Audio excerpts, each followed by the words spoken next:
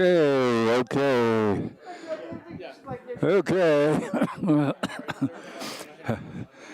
It is 7 p.m.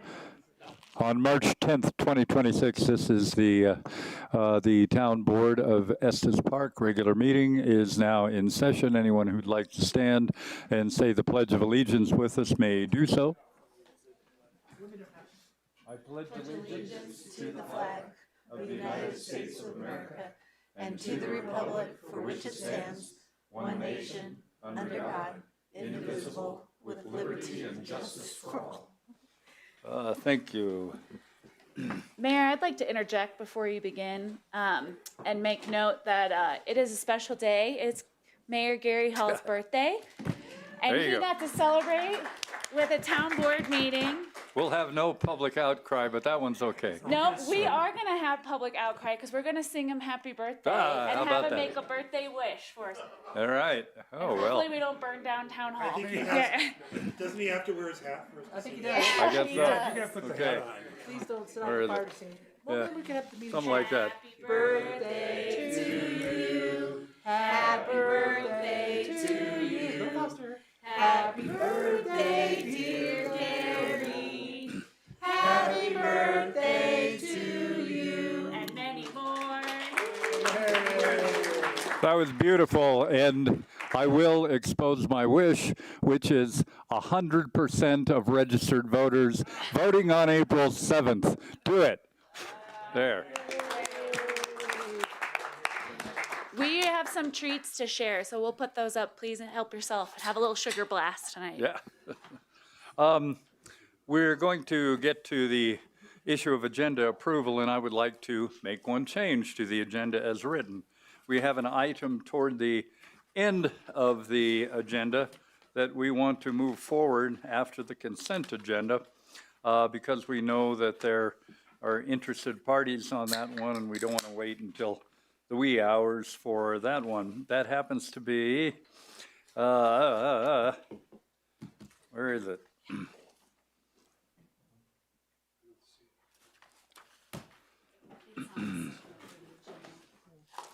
On the back of that page. Not,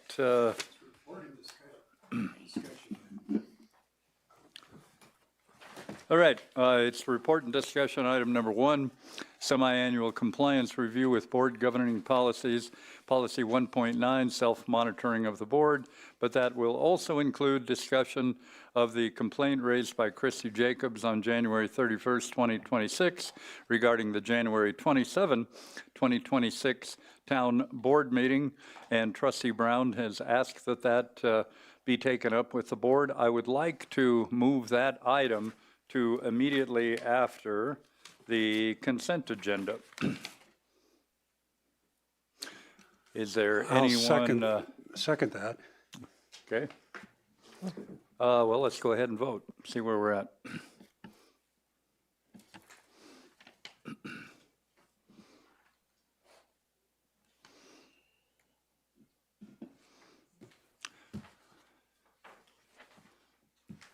I did not ask for full agenda approval with that change, which is how I should have phrased it, but we can do that now. Is everyone okay with the agenda with that change? Do we need to vote again for No, perfection? Mayor, if everyone agrees that that was the intention, I don't think there's value in voting again. All right, well, let's move forth then. Public comment for items not on the agenda. I will also state that you may make public comment on items that are on the agenda where public comment is not going to be taken. So there is an opportunity, for example, on that item that we just moved, to make open public comment within the bounds of the 3 minutes. And quasi-judicial items, please reserve for the appropriate public hearing. Does any member of the public request to speak on a non-agenda item or an agenda item where public comment is not going to be open? I see none. We'll move forward. Town board comments and liaison reports. Trustee Eigel, if you're ready to go, we'll go with you. Mayor, I have no report tonight. Thank you. Trustee Lancaster. Just a report on the 26th, Trustee Brown and I had a trustee talk. It was well, it was lightly attended, but it was well attended. Had some good discussions. And also I attended many of us attended the Police Department Awards Banquet on the 27th. Great program, honoring people who do a lot for our community. Thank you. Mayor Pro Tem Sinek. I have nothing tonight. I am going to a cast meeting this Thursday, but I'll report after I come back. Thank you. Trustee Youngland. Nothing tonight, Mayor. Thank you. Trustee Hazelton. Just a couple brief items. One is I just want to thank the board for their understanding. I missed part of our strategic planning session yesterday and a study session today. It is high school girls soccer season. That is one of my jobs, and I try really hard to not sacrifice one side of the coin or the other. So thanks for understanding that I was hanging out with some great student athletes. I hope you'll come to a home game in April. That's when our home games start.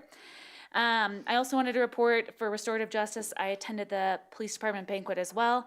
And specifically because of my RJ role, I just wanted to commend Susan Stewart and Melissa Westover for their RJ honors. They were awarded some commendations at that banquet, and also celebrate the others who got kudos and awards. It was a great night and really a reminder of what a wonderful police force and police department and all of the supportive services that we have in our community. We're very lucky. And my final short item is just a reminder about upcoming candidate forums. There's one on Thursday in this room at 5:30, and then there's one on the 23rd at 6 p.m. at the Legion. I just hope people vote. I know the mayor made his birthday wish, but I want to encourage people to make sure they're registered, they get their votes in. This is a great opportunity to have your voice heard. And that's it from me. Thank you. Trustee Brown. So I am a liaison to 3 entities. I won't have a whole lot to tell because some of them have not had their meetings yet this month, or I missed their meeting. So I'm a liaison to the Economic Development Workforce Council. They had their meeting yesterday when we were doing our strategic planning, meeting number 1.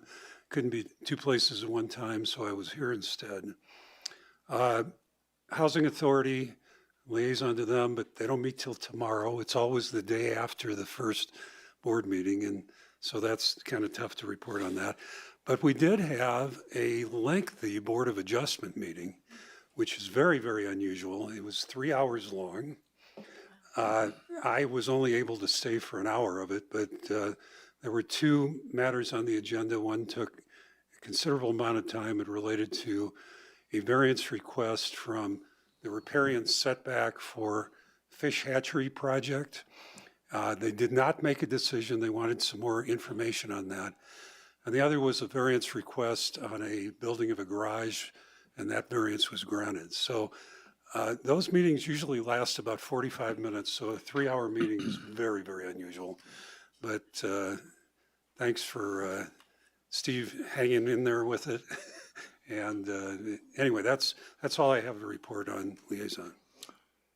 Thank you. I'll mention a couple things. Yeah, there were several trustees at the police awards, and that really is a remarkable session to hear the real people stories and heroism, but also the back office folks and dispatch and volunteers who all together give us such a great, strong police force that keeps us safe and secure. Thank you, Officer Paul, for being here.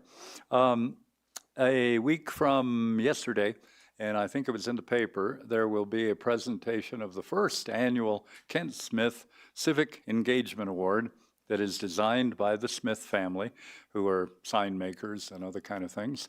And we will present that. The plan is for that to be an annual award for someone who shows exemplary civic engagement. And the actual presentation will be at 11 a.m. On the 16th, Monday. But we will open the room at 10:30, and there will be goodies, so come and network and eat and all that good stuff.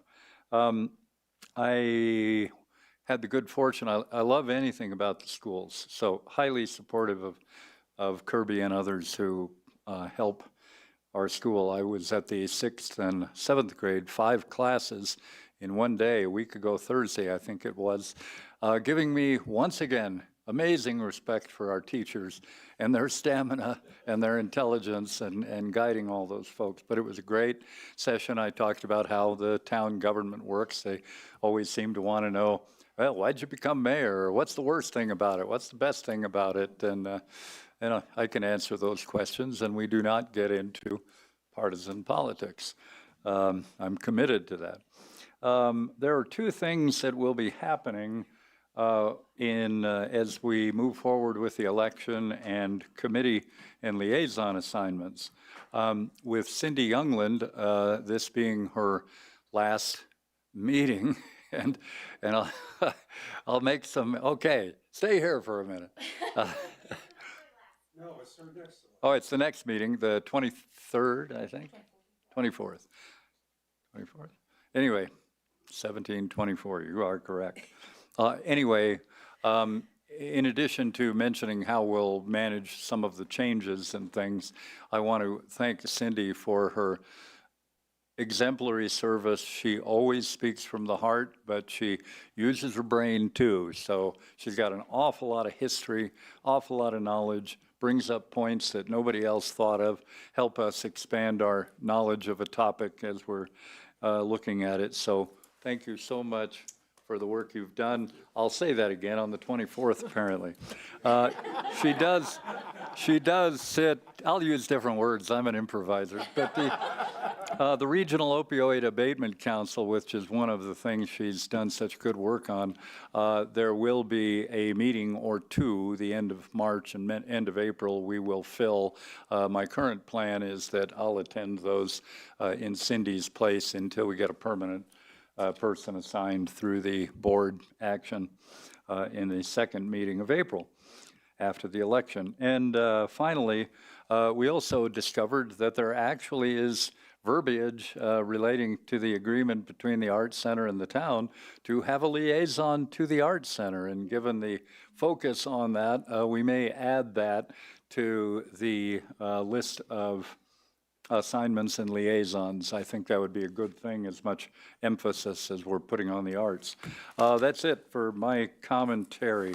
We will move forward. And the consent agenda, I will read the entire thing, wow, 9 of them, into the, Mayor, before the I wish I consent had agenda, my, I yes, have sir. a town administrator report. Oh, you have a town administrator report. There it is. Go for it. Thanks. Hey, he's got nothing to report. I do have a report this evening. You might be wondering, there are 2 contracts on the agenda tonight, renewals for waste and recycling collection services and janitorial services. These would typically be consent agenda items. They are action items tonight because of a policy governance non-compliance instance that I'm reporting on now, and will report on with the regular report, the March report, which will come at our next meeting. It is a 3.4.5 non-compliance issue because of a violation of signatory authority, which ties into our purchasing policies. While working on these contract renewals and purchase orders for janitorial services, we discovered that the 2025 renewal for janitorial services with Mountain View Commercial Cleaning was erroneously executed at the staff level. That is a violation of your signatory authority policy, which ties into your purchasing policy. The original agreement was approved by the town board February 13th of 2024 after a request for proposal process yielded 4 proposals. This was the low bid proposal, and the agreement provided an option for up to 3 annual renewals with agreement of both parties. The first renewal is where we had that issue, the 2025 renewal erroneously executed at the staff level. After finding about that error, we looked at other similar contracts and discovered an additional issue, which was the Atlas Unlimited DBA Superior Trash Waste Disposal contract. We have identified 2 root causes that led to this error. One was prior to our new ERP system, and actually with our old purchase order system, we resolved this last year. We did not attach town board resolutions to purchase orders. That would have caught these instances because there would have been no town board resolution because it didn't come forward. Purchase order wouldn't have been issued. No services would have been procured prior to town board authorization. Purchase orders now require that the town board resolution be attached for any purchase order that's $100,000 or greater. The second issue, and the real root issue, is a lack of training for supervisors, especially new supervisors, on the contract authority provisions of the town and what to look out for, especially with tricky ones like renewals, which may or may not have a price established on the renewal. It may reference the original contract. And unless a supervisor goes back to look at that and sees the cost and knows when to take it back to the board, we could have this repeat. So we're in the process of fixing that one. We've fixed the first one. We're in the process of fixing the second one. But I am reporting a non-compliance issue 3.4.5, and this will be in the March report as well, because that's when I report on policy 3.4. Happy to answer any questions you might have about that. Thank you. Is that it for your report? Okay, I'll move on to the consent agenda, which I'll read into the record. Item 1, expenditure approval list, bills. Item 2, town board meeting and study session minutes dated February 24th, 2026. Item 3, Estes Park Board of Adjustment meeting minutes dated February 3rd, 2026, acknowledgement only. Item 4, joint town board and Estes Valley Fire Protection District study session minutes dated February 13th, 2026. Item 5, fee waiver request for the rezoning of 440 Valley Road per Community Development Policy 402, equity fee and fee waiver.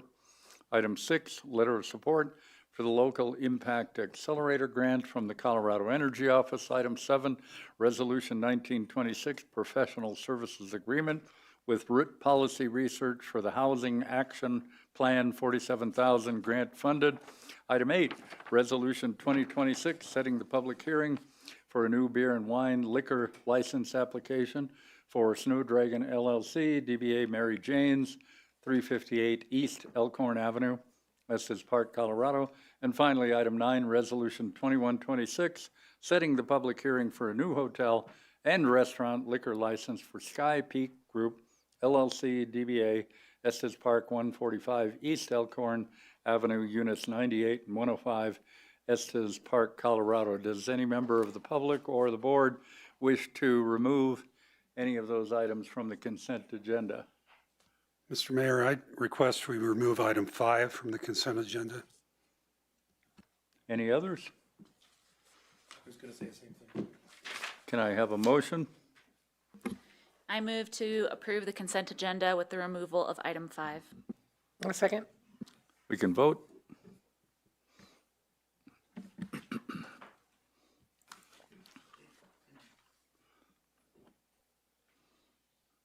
Consent agenda is unanimously approved, minus item 5, which we will now take up. Item 5, fee waiver request for the rezoning of 440 Valley Road per Community Development Policy 402, equity fee and fee waiver. Town Administrator, can you give us a little info on that? Mayor, I can give an overview here. This is the 440 Valley Road is the rezoning that was denied. This is the rezoning affiliated with a accommodations property. Right now it's zoned RM. The applicants have been told that they need to resubmit a rezoning. We are discussing some legal advice on that this evening.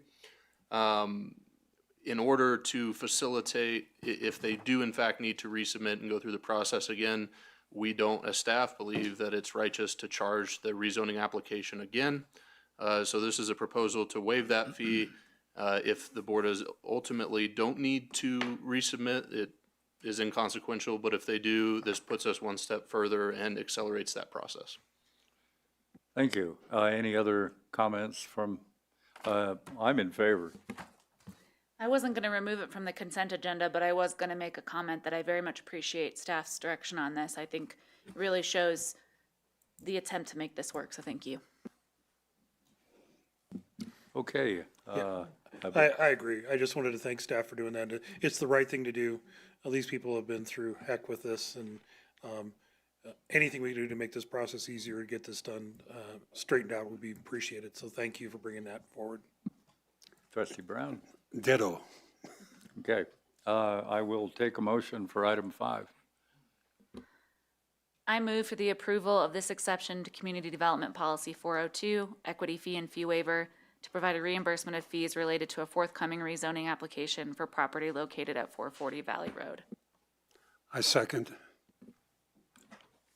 Trustee Hazelton made the motion to approve item 5 that was taken off the consent agenda, which is what it was, and Trustee Brown seconded.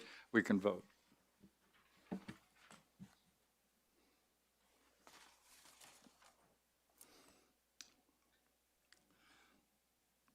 And it passes unanimously.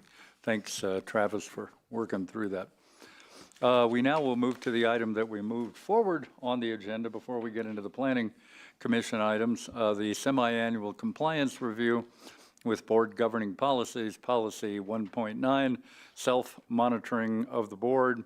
This is where we conduct the semi-annual self-monitoring of compliance with town board governing policies per governing policy 1.9. So on that portion of it, are there any comments from any of the board members in regard to a potential issue of compliance with 1.9? I don't need to go through them individually, do I? We've had that, yeah.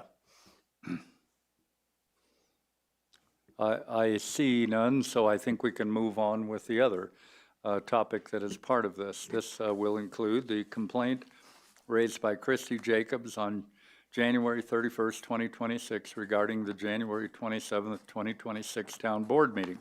Note that we do not have a formal policy yet on how to handle formal complaints, which this was stated as a formal complaint. Therefore, we will work through it with the best intelligence and if necessary, legal guidance where we need it. And so I see that this is not a action item. If there were to be an action item, it would be on a future board meeting. What we will be doing is discussing among the board. Everyone can make comments and should make comments in regard to the complaint that was filed. And there are several possible directions. Someone could move to ask the town to write up a potential action item. The board could reach a consensus of not taking it forward, and there are other possibilities and nuances in there. The board is basically open in defining what the next action, if any, would be. With that said, we will not be taking public comment. We are only basing it on the writings that were provided by us in the formal complaint and supplemental supporting documents specifically on the formal complaint. That being said, I would love to hear commentary from the board. And if you want me to make a comment first, I'll make a comment, but I'd rather listen for a bit. Trustee Brown. Why don't you just summarize what was said in the complaint?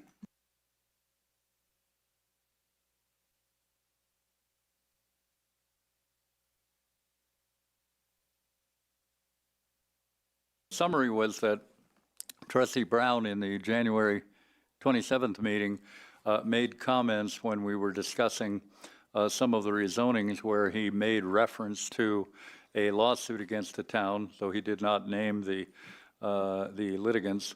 And there were other comments that were made. This is all in the public forum, incidentally, as well as, I believe it's all in the packet, correct? And so the complaint is fundamentally that Trustee Brown breached respectfulness and protocol in our code of conduct by making the comments that he did. I could read the comments from the formal complaint that were listed there, but it would take me a little bit to find it in my stack of stuff. Does someone else have that immediately available? Where you could read the verbatim comments that were made? I think it would be worthy, and let's, yep. I have them, but I want to make sure I'm reading what you deem appropriate. It's lengthy too, but. Well, what I'm asking is to read the comments quoted from Bill Brown.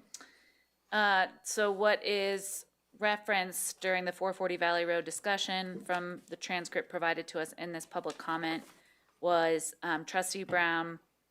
I would have approved this were it not for ballot issue 300, but I want to mention one really ironic thing about this, and that is there were 2 emails or letters, I'm not sure which, to the town board recommending that we approve them. Those two emails were, one was from one of the sponsors of ballot issue 300, and the other was one of the co-defendants with that sponsor or co-plaintiffs with that sponsor in the lawsuit against the town and against the developer of the property on Peakview. And it goes on, but I think that's what you're looking for. Yeah, that is fundamentally one of the parts, and the complaint basically stated that she felt that trustees need to conduct themselves in a manner that is respectful and impartial toward members of the public and members of the board, including standards stating no signs of partiality, prejudice, or disrespect should be evident. Every effort should be made to be fair and impartial in listening to public testimony, and trustees should be welcoming to speakers and treat them with care and respect.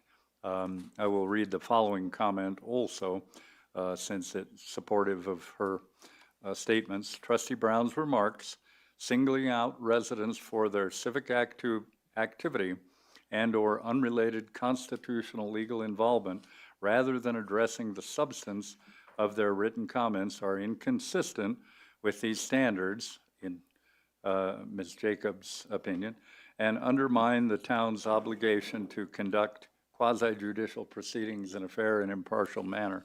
That really is the fundamental piece of it. I mean, we can refer to other components of it as we go along.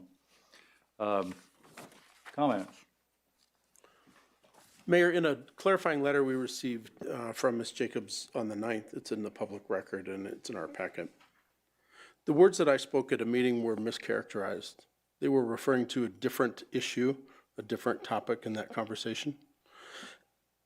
I want to pull this back a little bit, and maybe we should talk about what's the process for handling a concern or a complaint versus handling this specific issue and contemporaneously trying to have a cogent conversation here about the specifics. There's so much information here on this specific issue. It is overwhelming to read what has been provided without really spending maybe a full day on it to go through this and address one complaint. I think that we have to address, I would prefer to address the global issue of if there is a concern about a trustee's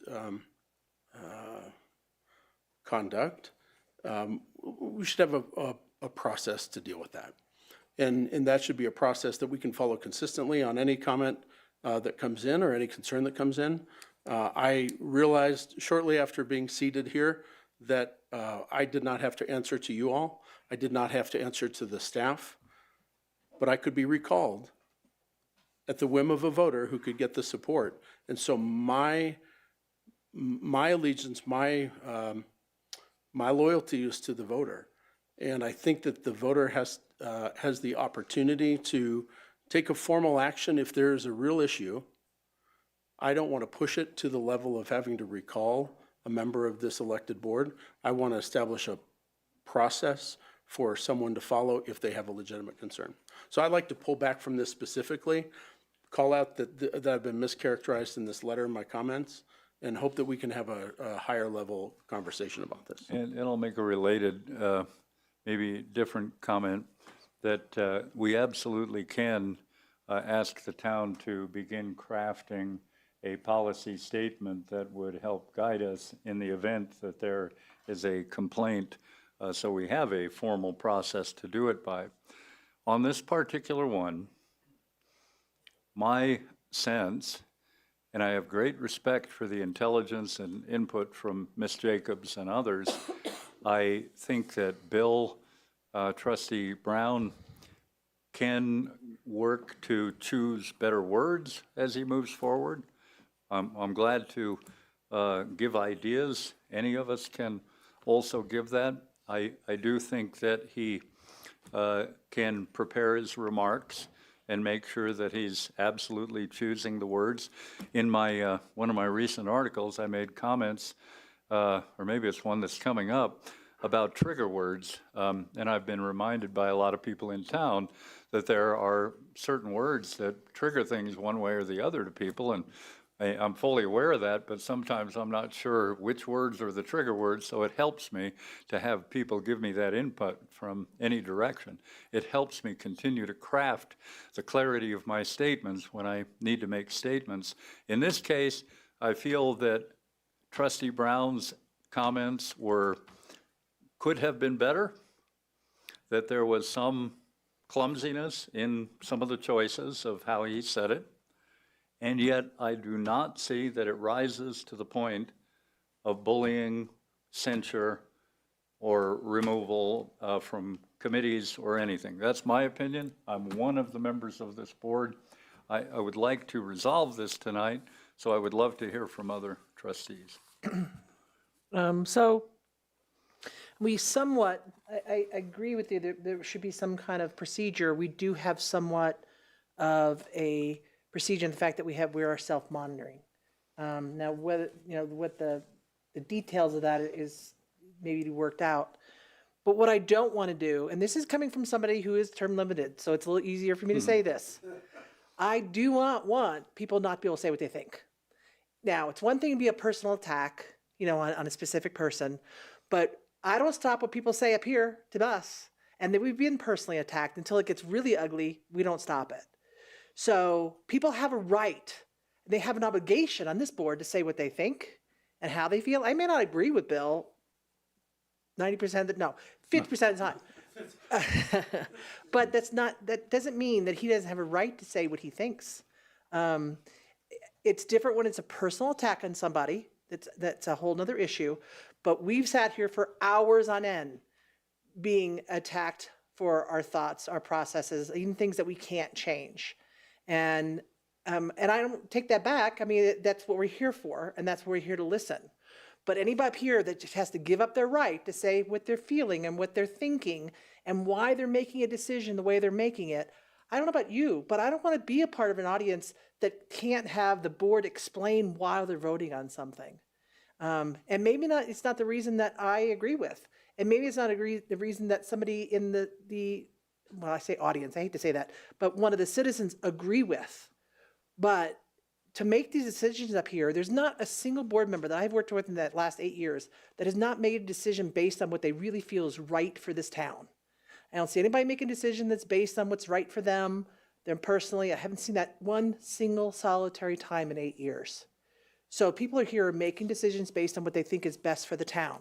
And I would rather them explain why they'll make the decision than this is probably not the right term either. I'll probably be censored for this. Pussyfooting around it. Say what you think, come out and say it, and vote the way you feel. And I'm not worried about hurting somebody's feelings. I'm not going to point somebody out and say, you're this or you're this or call them by name. But I sure want to say what I feel like and not feel like I have to censor my words.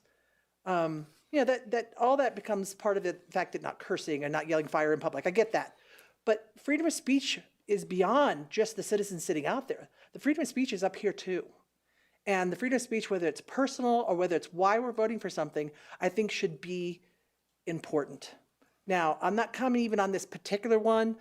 I maybe wouldn't have said the same things he said that night.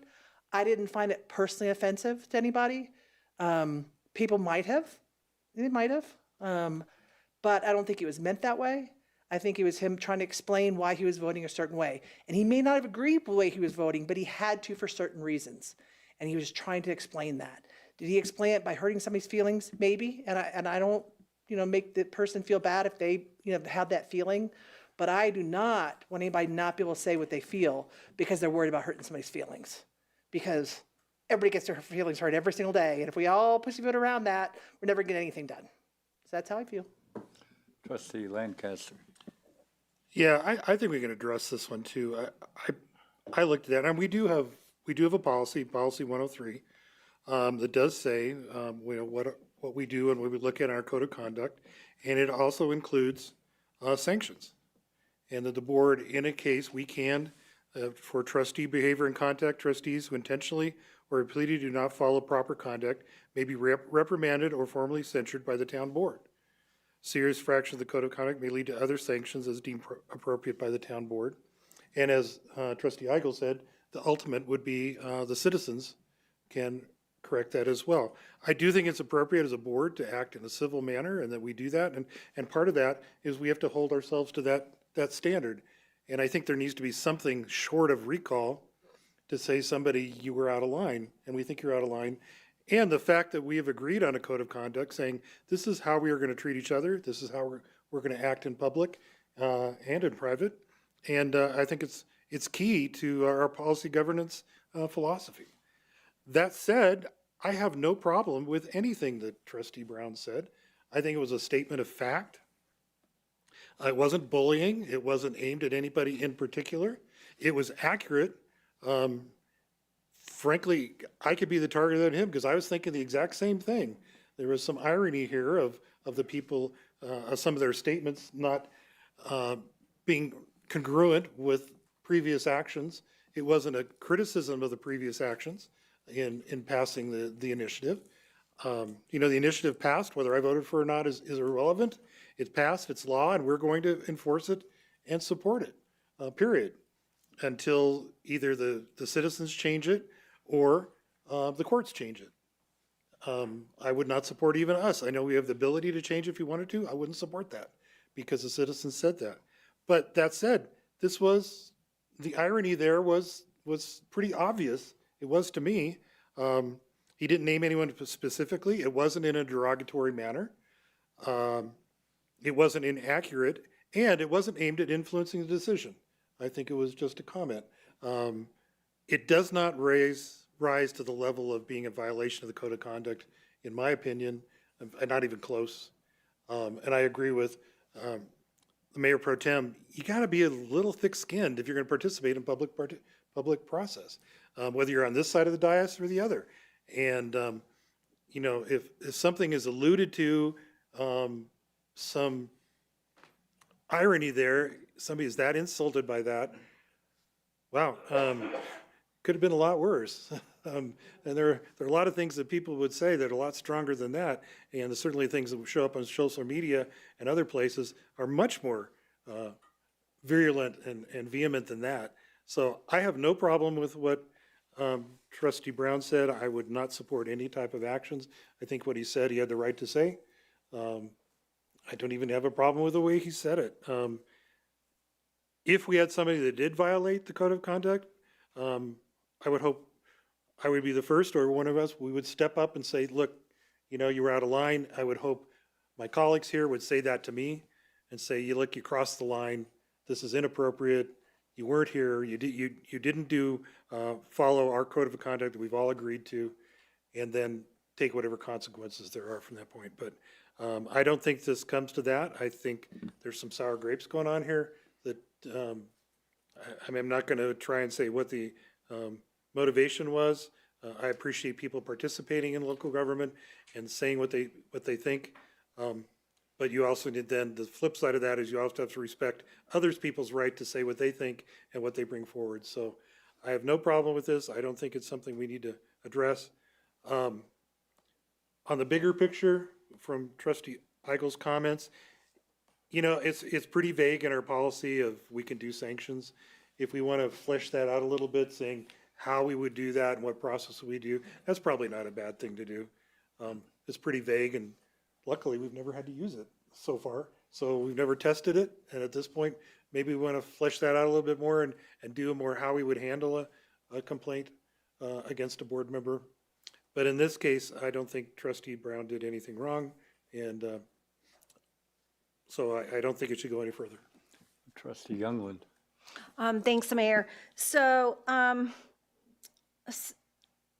trustee talk in this room, I can't remember what other trustee was with me. The conversation was around how the constituents would like to hear why we're voting one way or another. And, we talked about that and how you know, I said, well, I think we need to bring forth that to our trustees and our colleagues and encourage them to do so.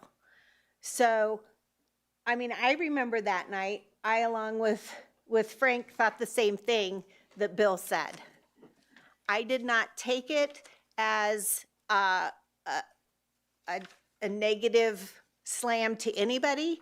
To me, I felt it was I could see myself making that comment because it was kind of like a surprise where, you know, those that were so passionate about this then was in favor of not, you know, making sure that those, the ballot was adhered to at the time. So I think it was just a mere, a statement, which he has every right, as Marie Seneck said, freedom of speech, just explaining, wow, this, you know, XYZ. I don't feel that what he said was targeted. He didn't name names. He didn't maliciously say it. It was just a fact, which was true, as Frank mentioned. So I don't feel that this needs to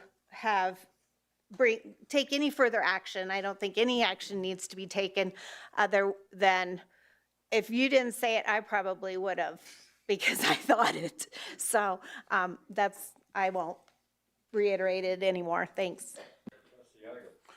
Thanks again, Trustee Mayor. Eigel. So I addressed my desire for a path to get to that part of our governance where we can we can take action if it's necessary. I don't think the path is clear, so I want to clarify that for the staff, that I think we do need a path, a process for somebody to file a concern instead of an email that's merely subject line formal complaint. That does not qualify it as anything more formal than any other email that I receive. So I think we do need a process to get to the point where we are at a decision-making point.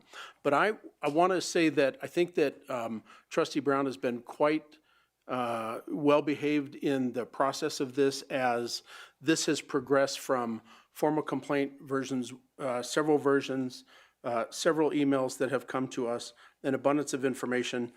I have not taken a strong position on this publicly in order to avoid that shutdown of public input.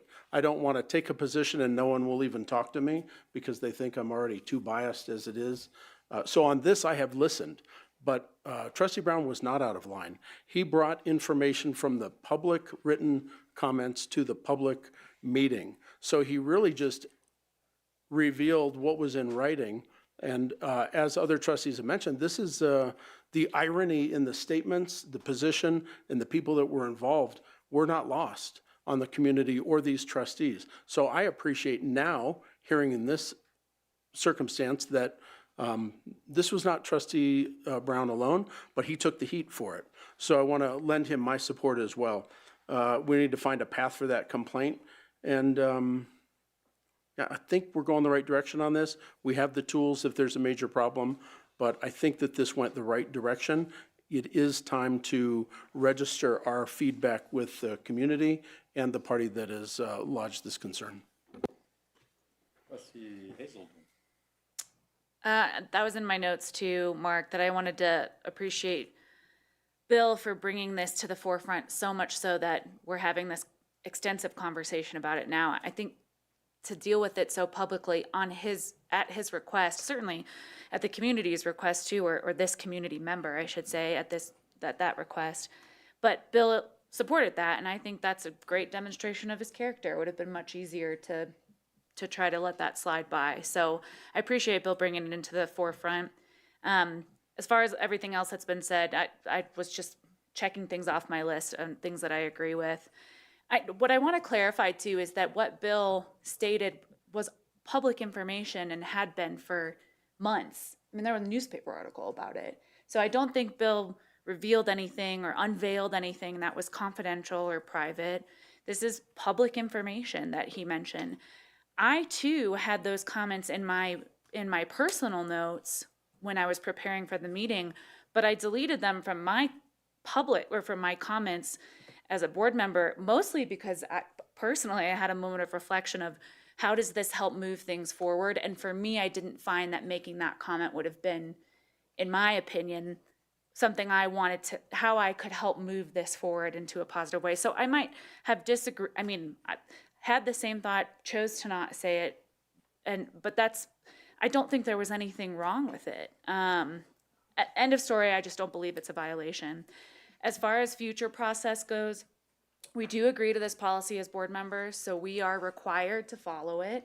And I expect anybody who's going to run for office and be sworn in to follow what we are legally required to do, that they would stand up if there was a violation of that policy. That's an absolute bare minimum expectation. So I believe if anyone on this board did feel that Bill or another one of us violate our code of conduct, that it would come forward henceforth. That said, I'm fine with asking staff to help us develop a policy for how to bridge the gap between, you know, public feedback that comes in an email and a recall election. I don't think that's an unreasonable request. I do think Trustee Eigel's comment about some way to make it so that it's not as simple as an email is helpful, because I think we may make an unpopular decision and be inundated with, quote, formal complaints. So I think some sort of legitimizing way to make sure that what we address is a good use of everyone's time. If you kind of, you know, if everyone understands what I'm saying here, what I would want to make sure is if it's truly a formal complaint, that there's a way for somebody to indicate that versus they're upset about a decision we made and they're giving us an earful, which is 100% their right to do. So some way to designate between those two would be helpful for me. And I don't know what that process might look like, but that's why we have staff to help us develop that. And that can move forward potentially on a study session in the future. As we develop that with more refinery. In the meantime, I would say there's a significant preponderance, a significant consensus to not take this forward to additional action.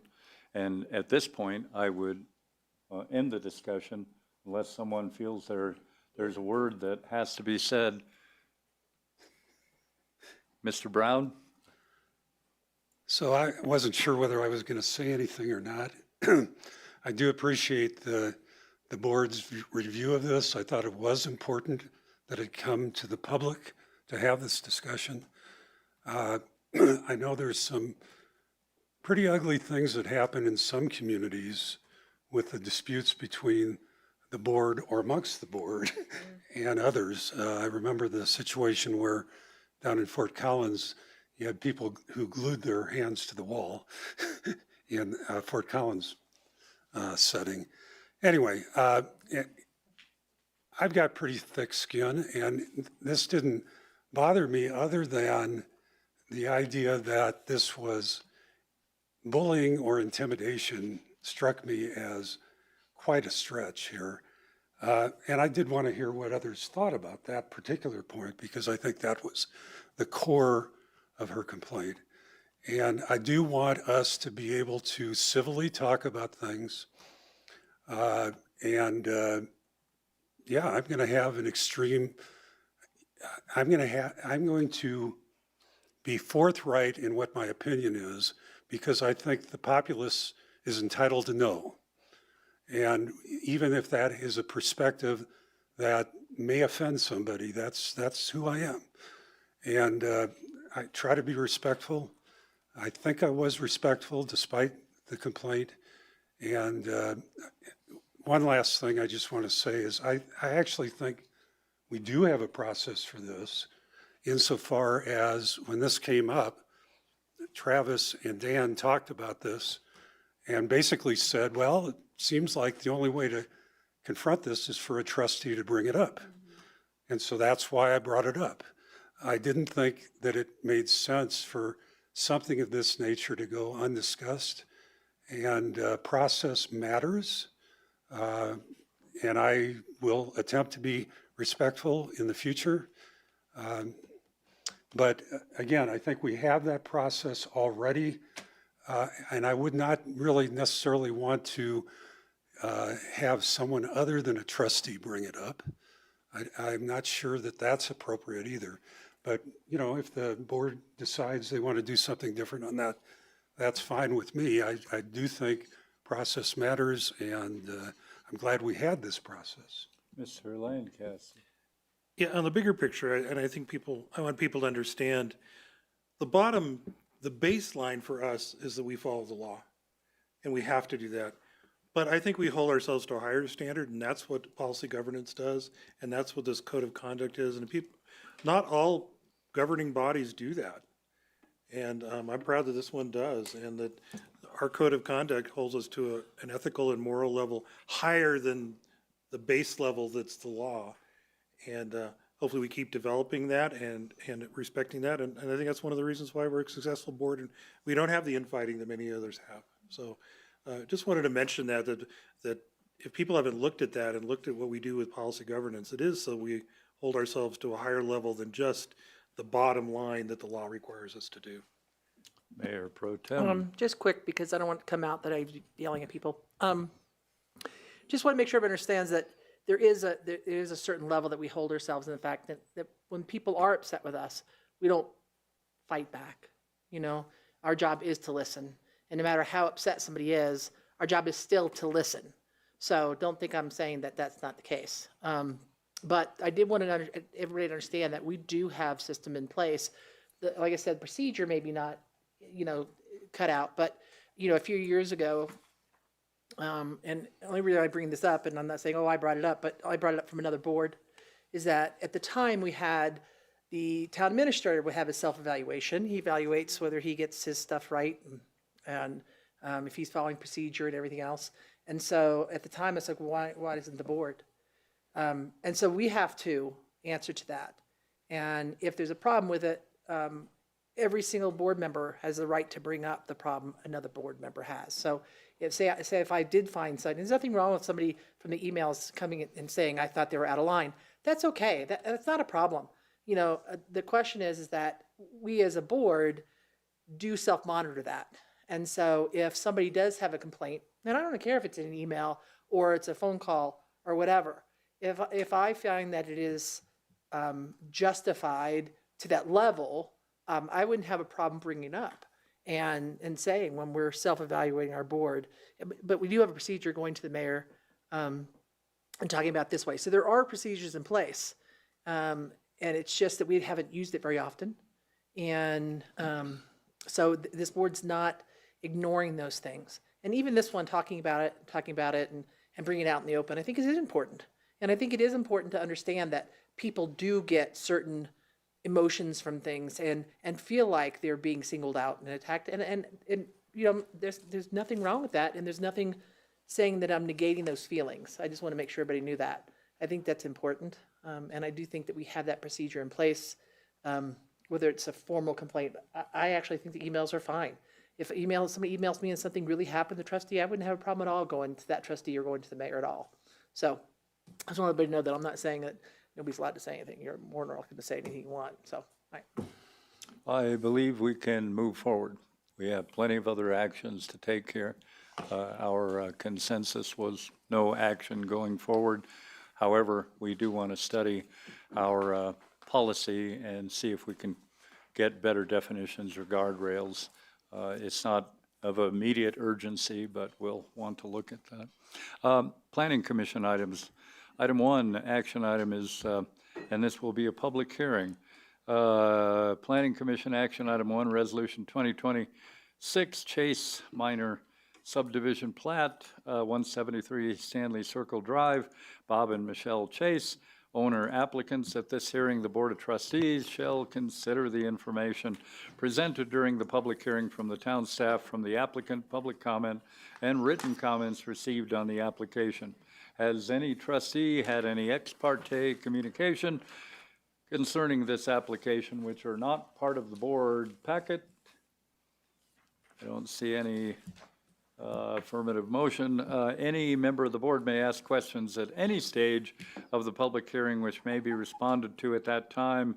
This public hearing is open. I think we have Kara Washam to give us the report. Good evening, Mayor and Trustees. I have just one item for you all. It's Resolution 2226, Chase Minor Subdivision Plat.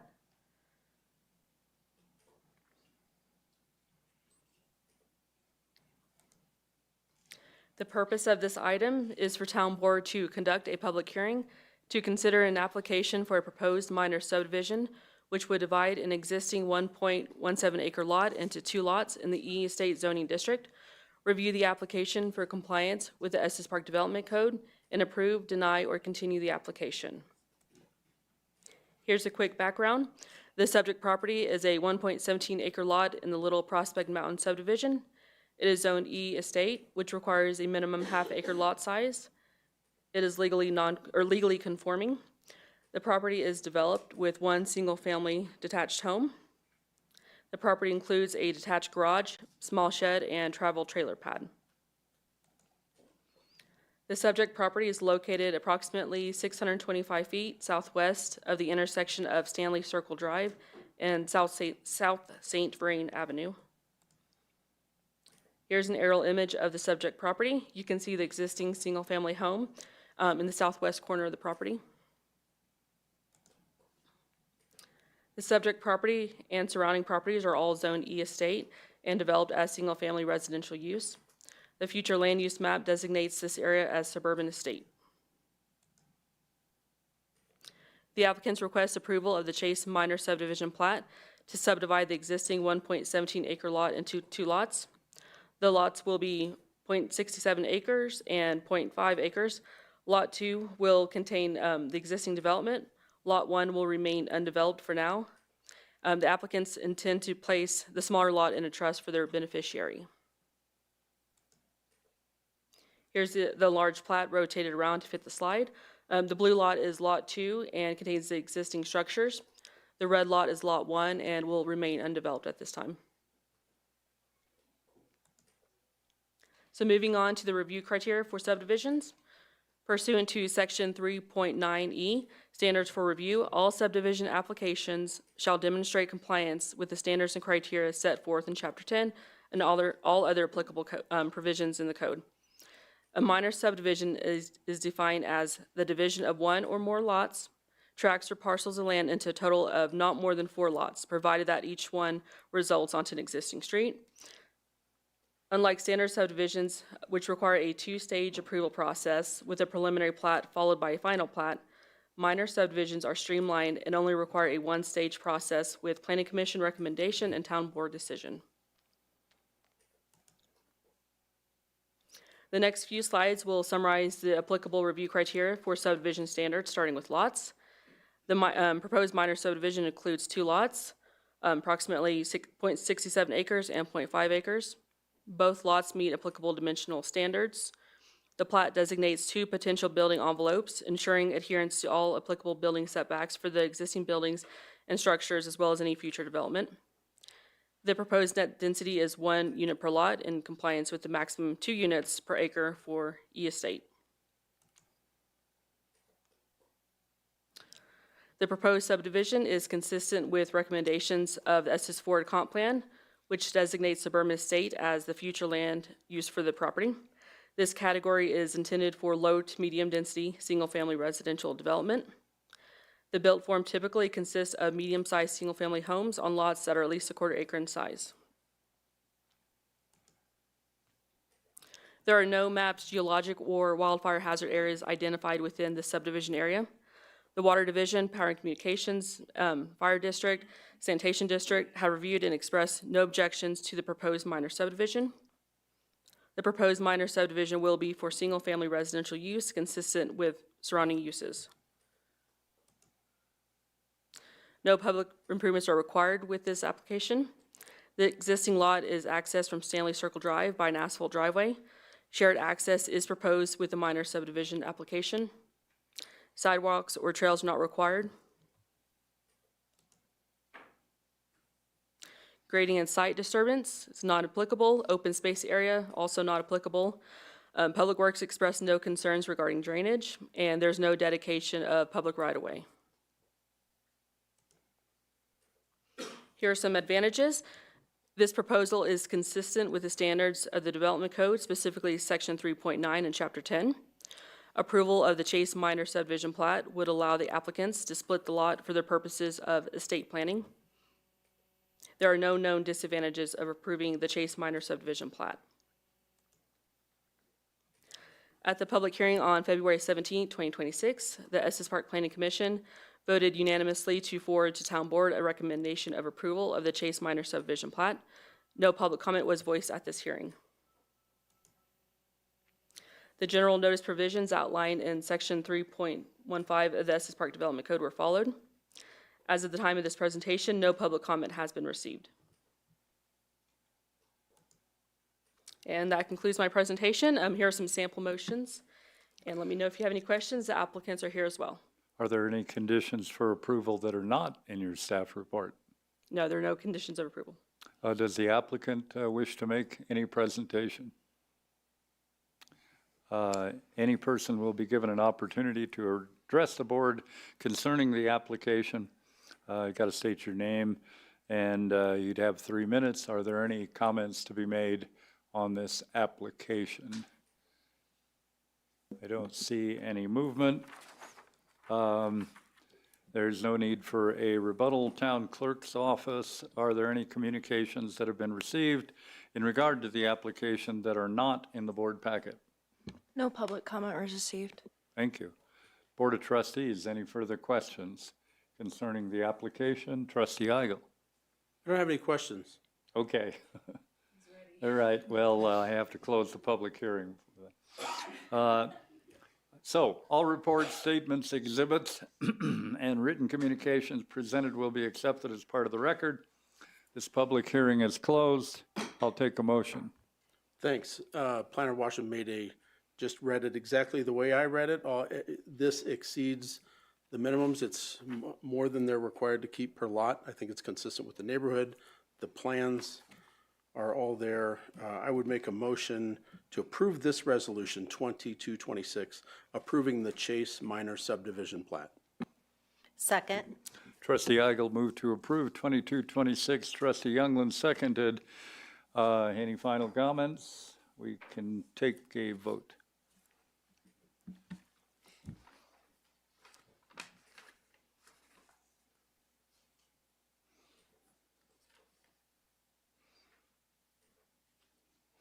Chases, it looks like you're good as green. Maybe that's good for St. Patrick's coming up. So thanks for being here. Action item, Resolution 2326, will be establishing 2026 seasonal, and thanks, Ms. Washam, we appreciate your expertise, so thank you. Establishing 2026 seasonal paid parking and parking permit fees. I wonder who would be presenting this. It might be Manager Klein. So we will take the staff report. Thank you, Mayor and Trustees. Dana Klein, I serve as your Parking and Transit Manager within Public Works. I'm here tonight with Director Greer, and we have the car park management team to present Resolution 2326 to get the 2026 seasonal paid parking program and parking permit fees. I thought I'd spend just a minute or two restating why we manage parking in Estes Park and why paid parking continues to be an essential tool. Downtown is a key economic engine in this community, and it depends on available parking. During the 2025 season, peak occupancy in our paid lots averaged 94%. That's the fourth consecutive year that we've been over 90% for those peak lots. And on weekends, the paid lots reach 97 to 99%, and that was part of what we went through at the Town Board study session in December.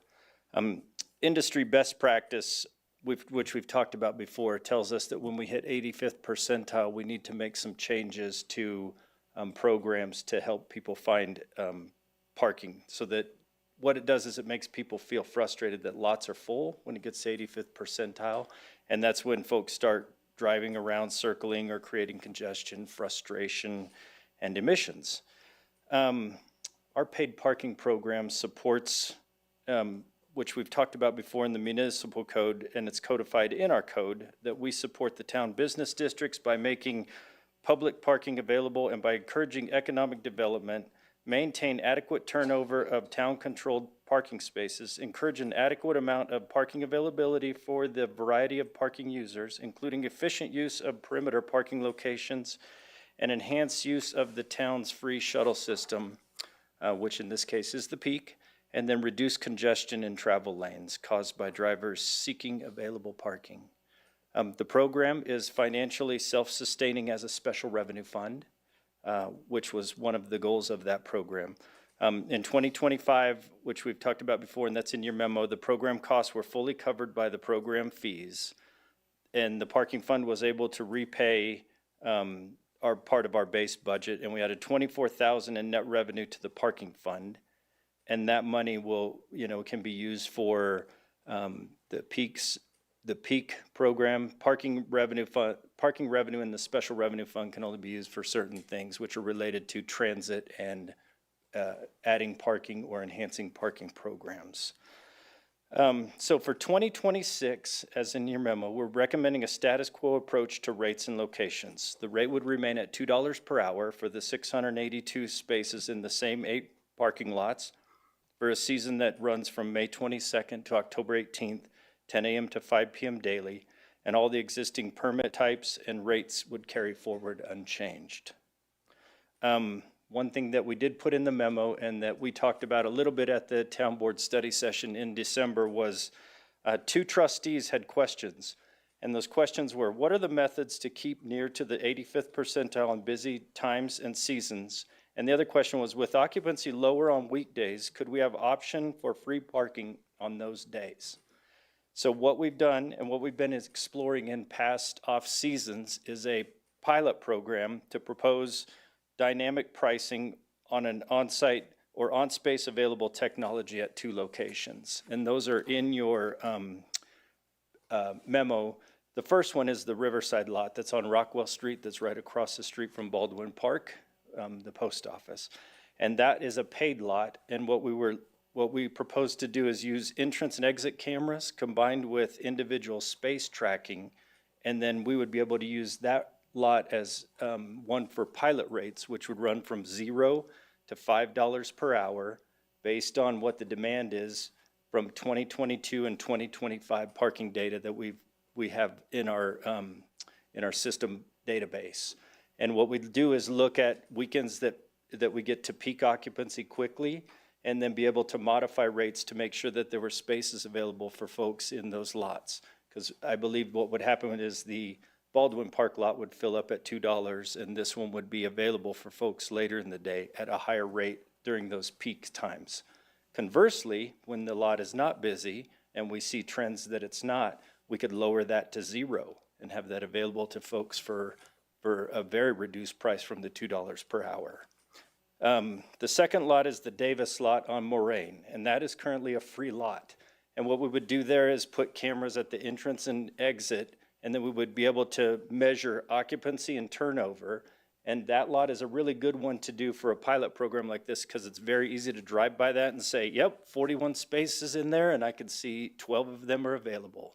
And so that would be good to measure metrics from whatever vendor we use for our pilot program to make sure that their systems that they have in place work. It's just a great way to validate that. We would not be able to have that system functional until probably June or July, depending on power availability, contractor scheduling, and equipment approvals from competitive bidding vendors. But once it was running, it would immediately be generating good data for us so that we could make better decisions in the future on our parking program as we progress to phases 3 and 4 of the program. Dana, can I ask before I forget? Would that Davis lot then transition to a paid lot from a free lot, or would you just be collecting the occupancy data? No, for 2026, it would just be for collecting the occupancy data. Can I ask another question? Yes, about the license plate readers and that data? We've talked previously about establishing a town policy about our retention, our use, our security, et cetera, et cetera, et cetera, et cetera. It's become a very hot topic just in the last 2 or 3 months. So without those guidelines for how we use that data, which we, correct me if I'm wrong, we already collect on the mobile vehicle, keeps track of license plate data by space, so you know where I parked for the last 5 years? Maybe. I know what lot or what area you were in, yes. Okay, so if you know what I did, then you know what everybody else did. So I think that we need to get on this policy if we are to expand the use of license plate reading, the capability of the town. Just so that's on the radar, and I know there will be questions about it.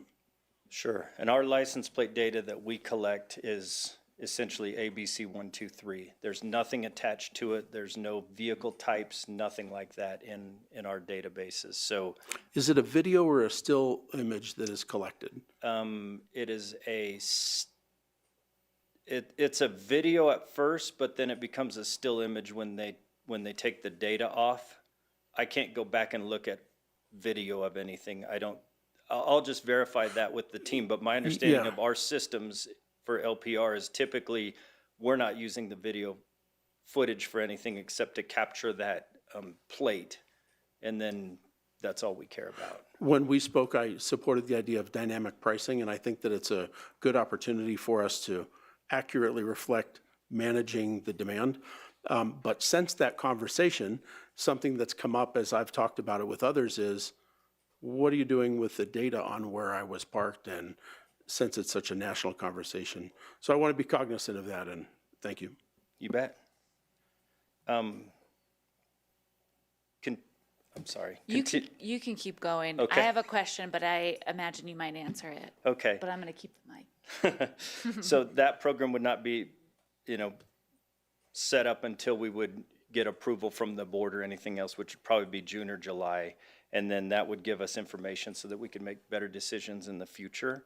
One of the other things that we're going to do this next year that as an operational improvement is refine our parking ambassador training. From talking to folks, and I've mentioned this before, that our team is really good at telling people, when they ask, how long should I stay? Our standard answer is 2 hours, and then you can add time after that. And one of the concerns and one of the feedback from some businesses was perhaps our team is putting undue stress on folks about time limits. So what we're going to do this year is put together a program that essentially gives a 2-4-6 plan with some handouts and stickers on the machines and things, where our parking ambassador team, if somebody says, how long should I stay? We can say, well, here are your options, and this is what you can get done in that amount of time, just to help folks with that timing and how long they want to stay. So we're going to do a better job of that. So I believe, obviously, that our paid parking program, for the most part, achieves its intended goals of supporting the downtown businesses through turnover and reducing congestion, and is financially stable and protects from, our group using the general fund dollars. And so I just wanted to recommend that the board approve Resolution 2326, and obviously I'm here for questions. Just a couple. One is, well, I really appreciate the dynamic pricing plan. I know that's been in conversation for a long time, and it's exciting to see that some of that is coming forward at this point. So thank you for that. You did include in the memo just kind of an overall financial impact of the paid parking plan, what's in our current line item for 2026, how 2025 is closed, that kind of thing.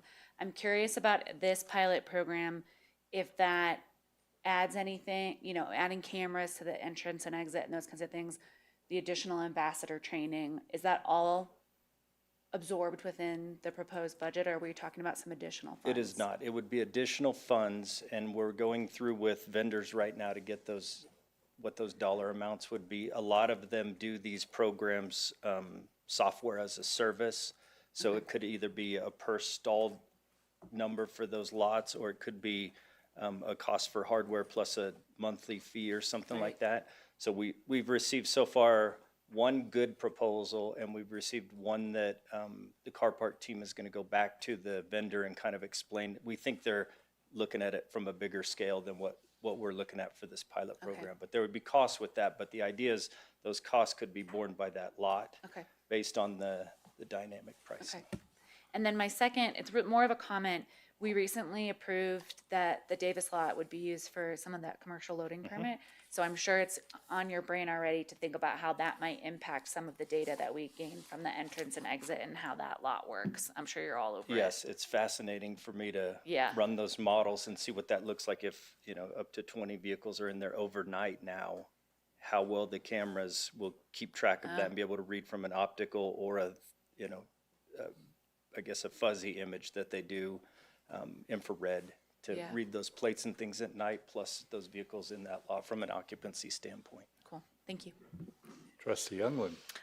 Just ditto Kirby's comments. I love this idea of dynamic pricing and the data that I can just see come out of this trial. So I really hope that things work out to where we can do this. I think it will give us invaluable information to be able to move forward with how, what paid parking looks like for us in the future.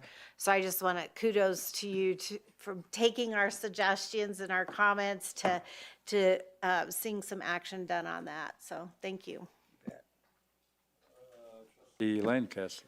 So I guess I'm still confused. Are you just going to collect data, or are you going to actually charge dynamic pricing this summer? The plan is to charge dynamic pricing at the Rockwell, at the Riverside lot on Rockwell. Well, I If we guess get- I'm the lone voice here, but I hate the dynamic pricing. I think from the customer standpoint, for people who are coming to visit, they're not going to have any idea what they're going to charge for parking. You come up on a Thursday and it's $2. You come up on Saturdays, it's $5. And do we really think people are going to say, oh no, I'm going to drive? What we didn't want people is driving around looking for a parking space. Now they're going to drive around and look for a cheaper parking space instead of parking. Because if we go 2 blocks further, it's going to be $2. And how are they going to know that? If I was a visitor coming up from Fort Collins, I'd be pissed, honestly, that I came up and I wouldn't know I had no clue of how much parking is going to cost in Estes Park. Depends on when I come, what time I'm there. It's going to change on me all the time. It's not predictable. I don't know how I'm going to know where the cheaper ones are.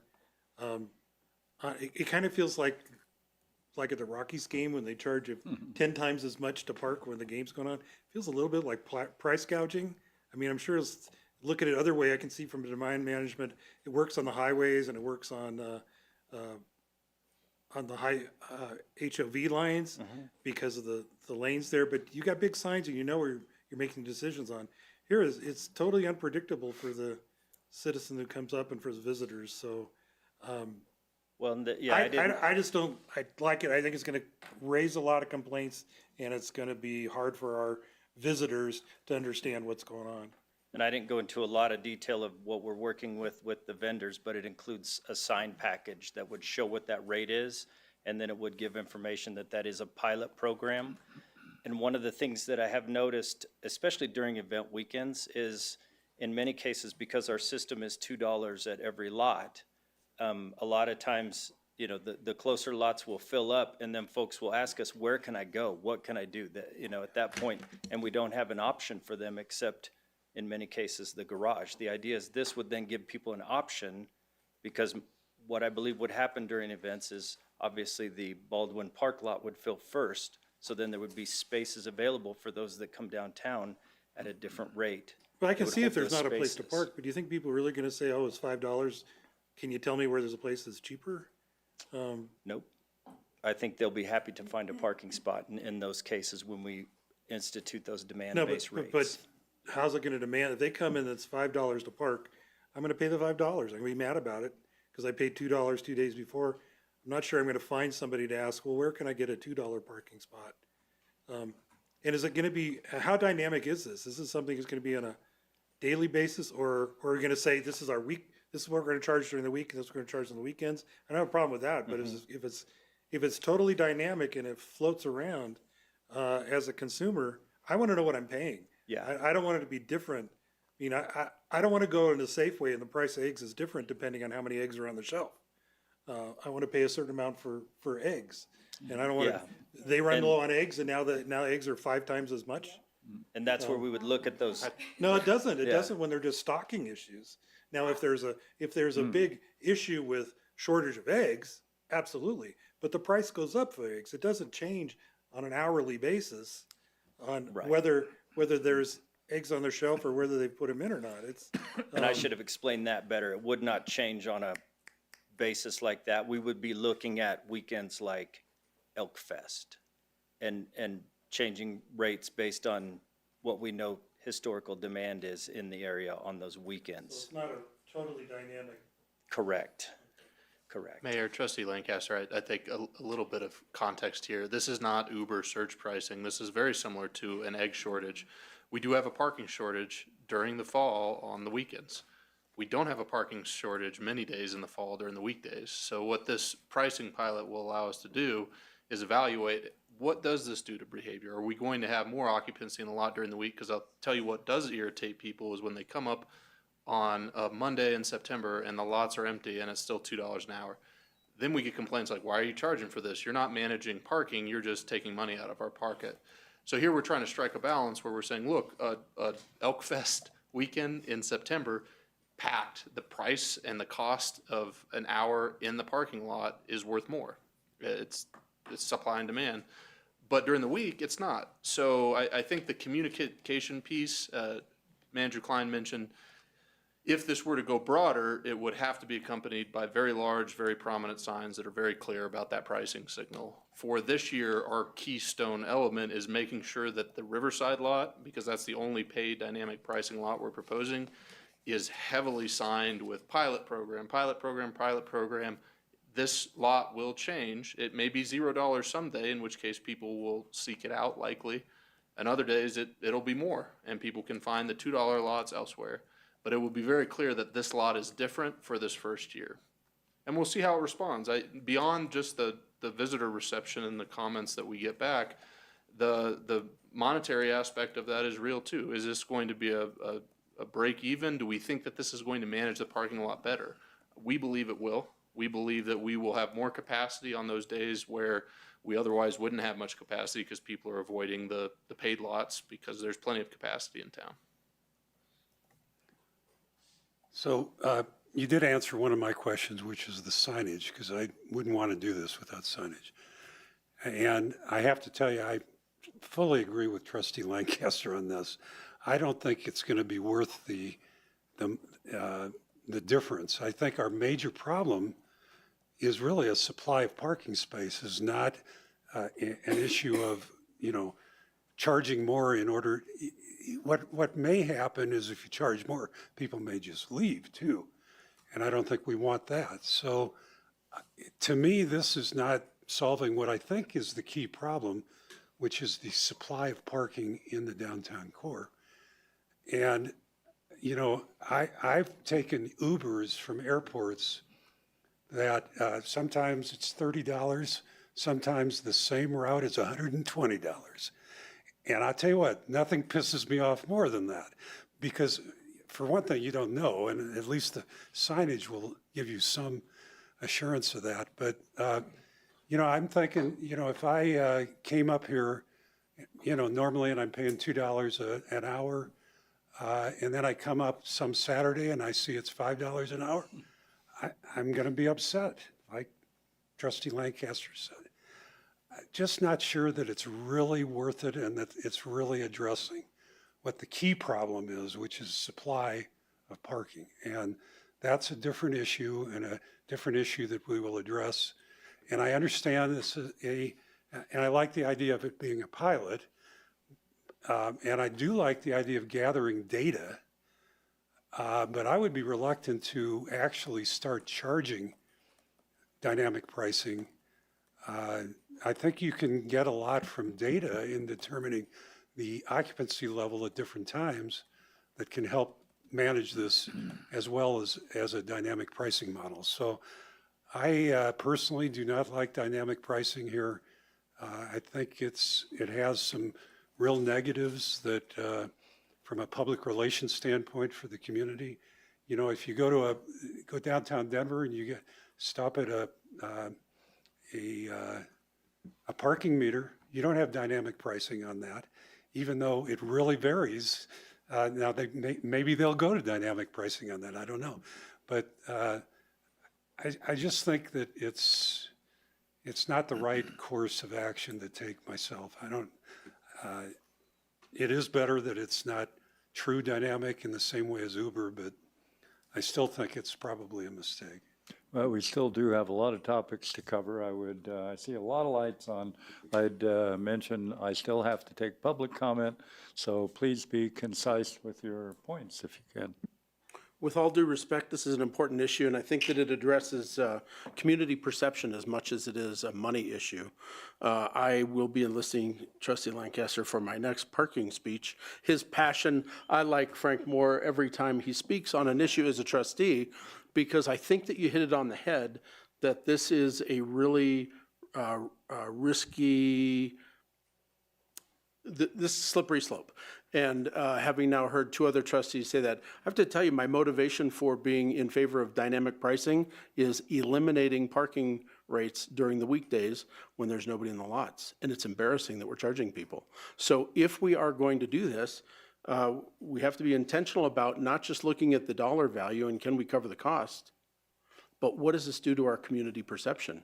And if we piss Trustee Brown off because he's paying 120 today versus the 80 he paid the other day, that's a taste people go away with in their mouth. And I think the paid parking program has that potential, as I've said for years, that this is not just a money thing and it's not just a parking management thing.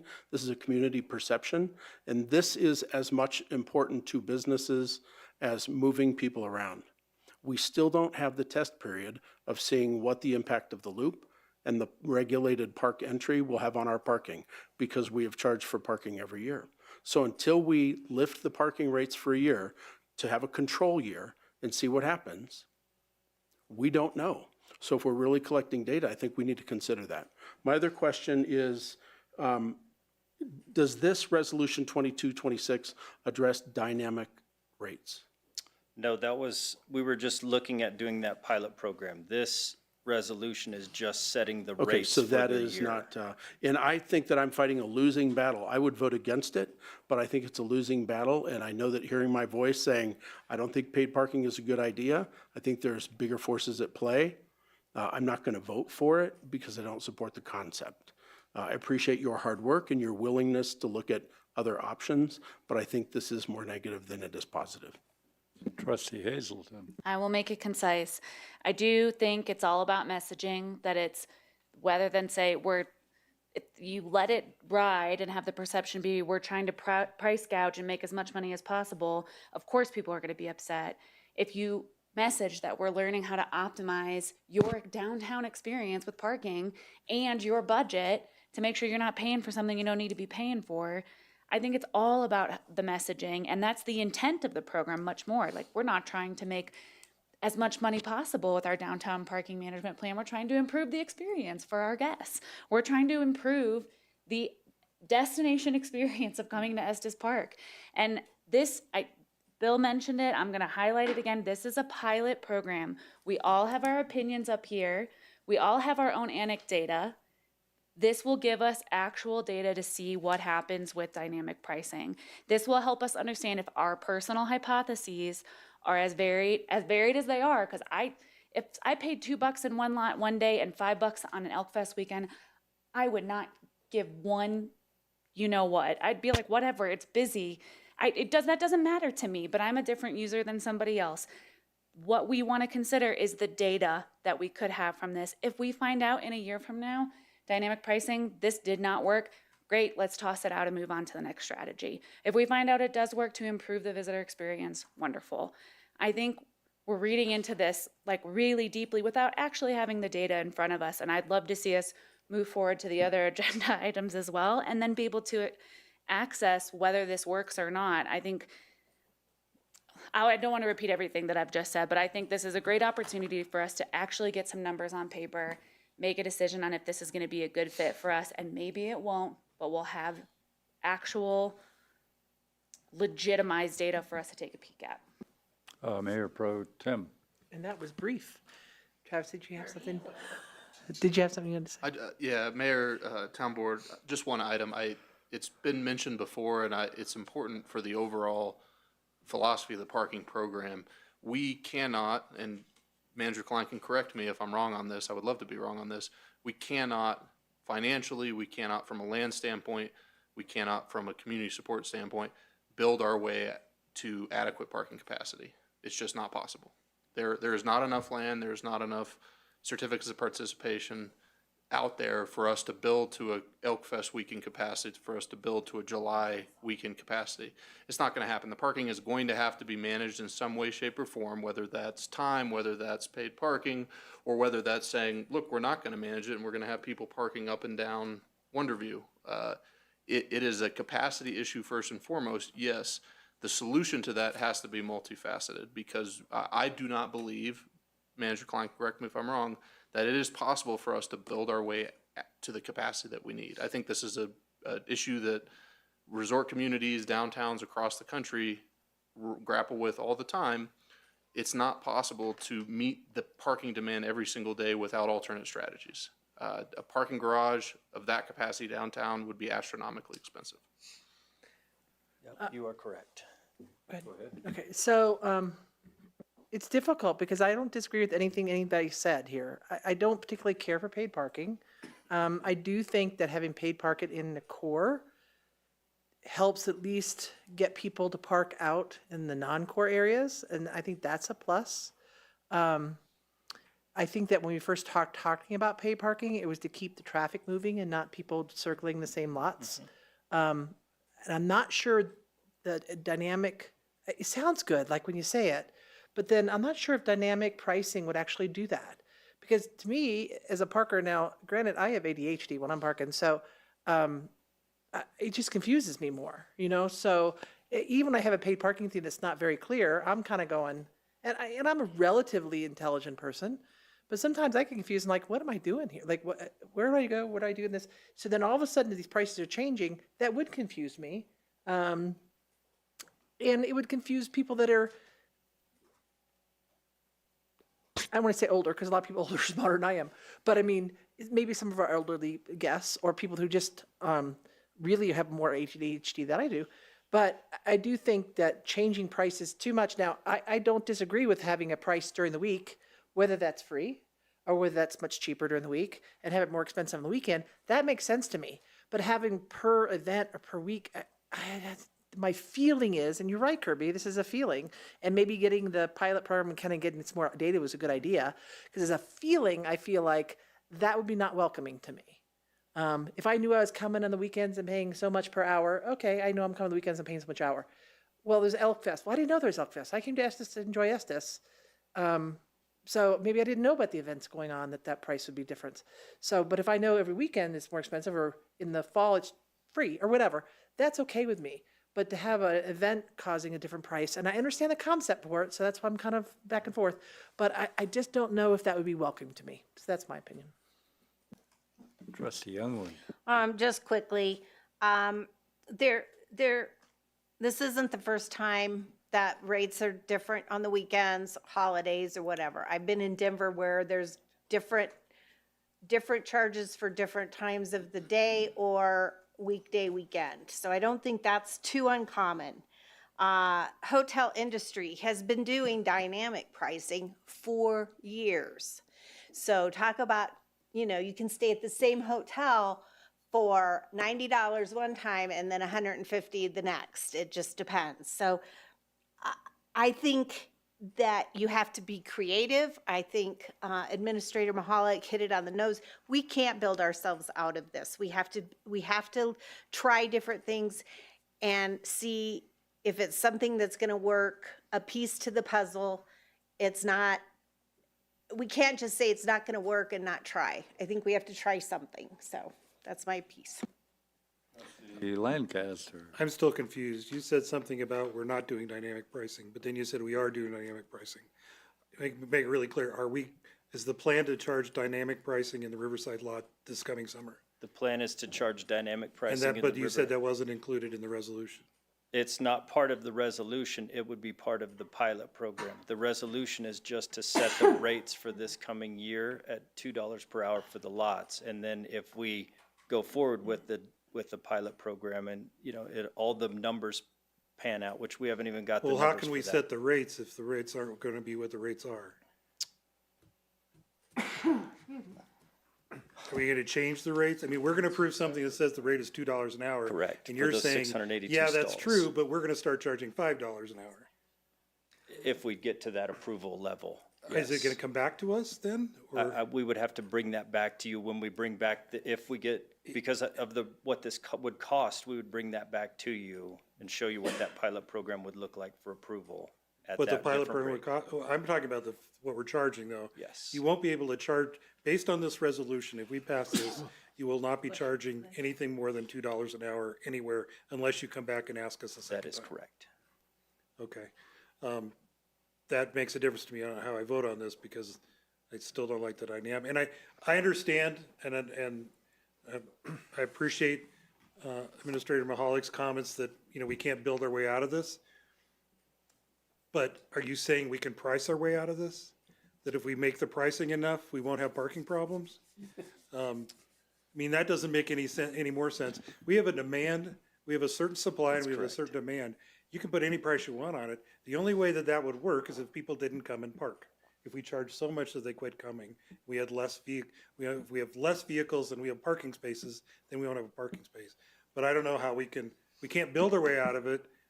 I don't see how we can price our way out of it either. Town Attorney Kramer.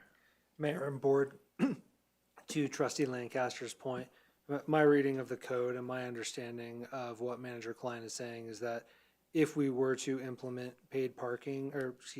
dynamic paid parking, that would need to come back to the board, not just for the expenditure, but for a resolution to approve the dynamic pricing. Because our code requires that pricing for these lots be established by resolution. Thank you, that helps. So this resolution is only to have the $2 flat rate everywhere, and the rest of this discussion will come back later for more discussion. Correct. Is there anyone who would like to make public comment on this topic? I see none. At this point, we could take a motion I on move for the approval of Resolution 23-26. I second. Trustee Hazelton moved to approve 2326 as written. Trustee Brown seconded. We can vote.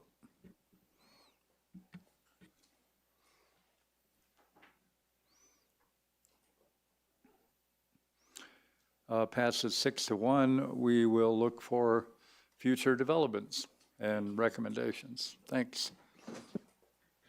We will move forward to 2426, designating a portion of town-owned property at the northwest corner of Community Drive and Manford Avenue as the preferred site for a new public safety facility. Director Featherston, you're up. Thank you, Mayor.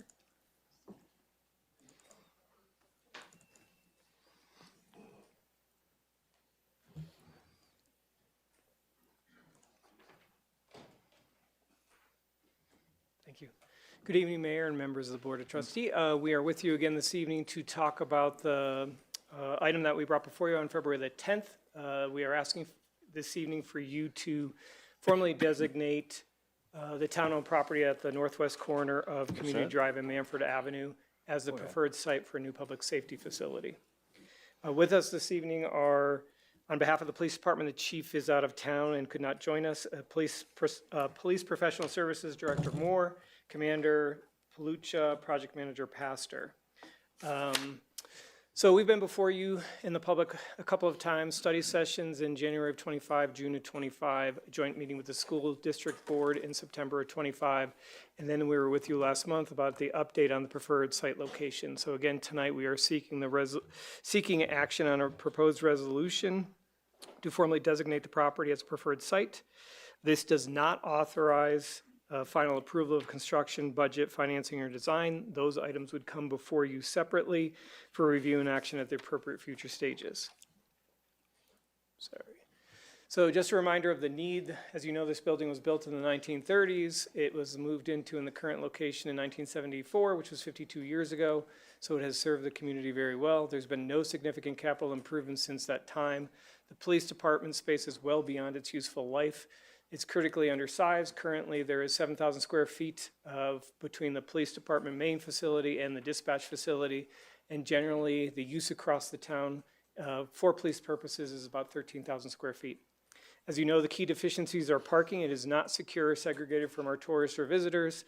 There's inadequate physical controls to safely transfer arrestees from vehicle to holding cells. There's no sally port.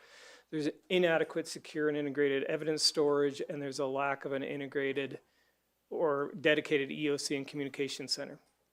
And as you know, this was referenced back in the 2022 Town Facilities Master Plan as a priority to move the public safety facility out of downtown. So as you know, staff created with the support of a consultant, a site review consideration. We created a lens through which we processed every property. There are over 22 that the town has reviewed, and 13 of those are town-owned properties. So as you know, the preferred site that we're asking for your action on tonight is on the northwest side of Community Drive and Manford Avenue. It is empty but for 6 of the stall barns that are used by the fairgrounds. As you know, this property that is in the square is 17 acres that is owned by the town, deed restriction free. It formerly was owned by the Estes Park Development Corporation on the east and west side of Community Drive. The east side, as you know, has leases for the Parks District as well as the School District CTE building. The west side, as I said, is vacant except for the several stall barns. February 2003, the town received and sought and received a quiet title decree, so the town owns all of this property free of any deed restrictions. We are proposing, the checkmarked box is that there's about 3.9 acres that we're looking for you to designate as the preferred site. The advantages, it's town-owned, so there is no acquisition cost or timeline. It's a central location, the emergency response times to downtown, the school campus, the event center, and major roads. There's easy access for residents, victims, reporting parties, and service needs. Supports the long-term capital goal of replacing the event center stall barns, and strategically uses a scarce town-owned buildable site. It allows for future expansion capacity, so you might be able to make 52 plus more years, and it has access to utilities and infrastructure. The disadvantages are it requires the removal and reconstruction of existing event center stall barns. Again, that's been a long-term capital goal, which would add costs and coordination needs, and the construction impacts adjacent to key community assets. So if you approve this evening the designation, the next steps are there would be an RFQ for design services released tomorrow. We would seek town board authorization, which is the next item, for a letter of support for the DOLA grant for a new public safety facility design. We would continue to identify options and potential costs for financing the displaced fairground barns. We would do public engagement opportunities during the formal land use application process, and then we'd come back to you likely in Q2 or Q3 of this year for cost and financing options. So just a timeline for you to consider and the public to consider. This year we hope to identify the location, confirm the design and financing plan, move forward with that, finalize the financing and final design in 27, go to construction in 28, and complete this construction and occupancy no later than 2030. We are happy to take any questions you may have. Before we go to questions, I'd like to see if there's any public comment on this. Any public comment? No public comment. Okay, trustees, have at it. Just a quick question. Is it only 6 barns? Because it looked like there was more, but it might be the thickness of the line. So on the property itself, there are 6. We are looking at options to replace all 12 at one time. It all depends on the cost. But on the property itself, just 6. Okay, thank you. We have talked about this a lot, and I appreciate you summarizing it again for us. There are a lot of reasons, in my opinion, more reasons to do it here like this, the way you've described it, than there are against it. It meets so many of our community's needs. I think it's an excellent site. I'm ready to make a motion, and if we did that with a second, we could have more discussion if we need to. But we have already talked about this extensively, and I'm willing to make that motion if I may. You may. Okay. I would move for the approval of Resolution 2426. No, second. Trustee Eigel moved to approve 2426. Mayor Pro Tem Sadak seconded. Any other comments? We'll vote.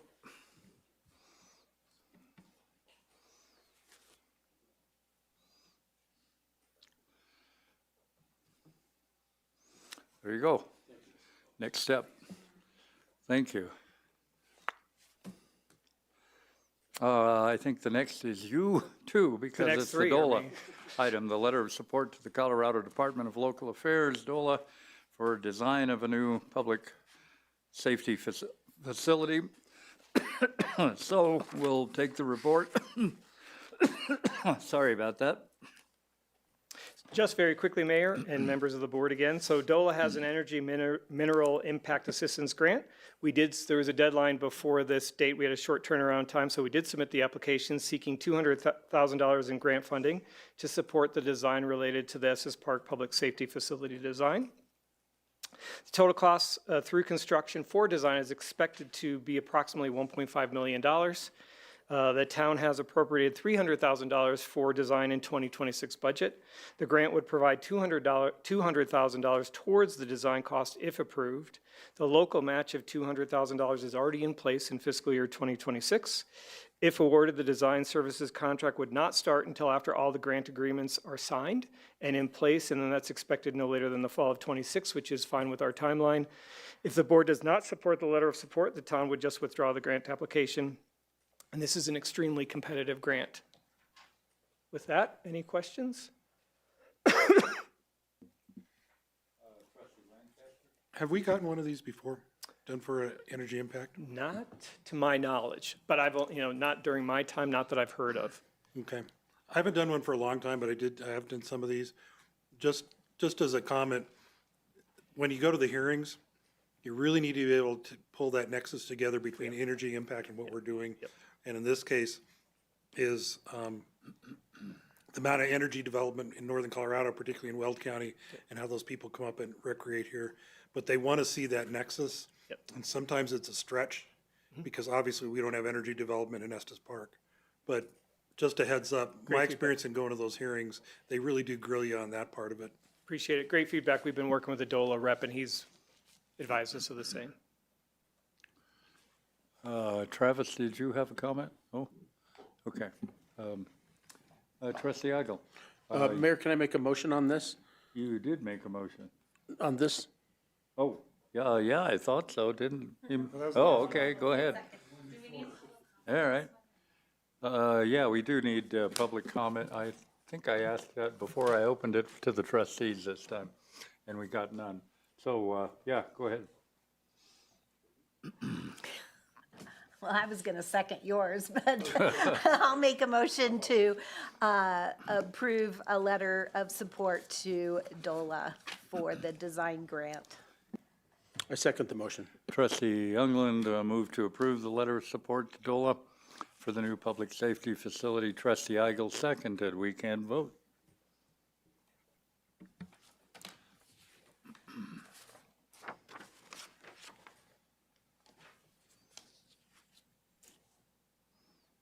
Carry on. Thank you, Director Featherston.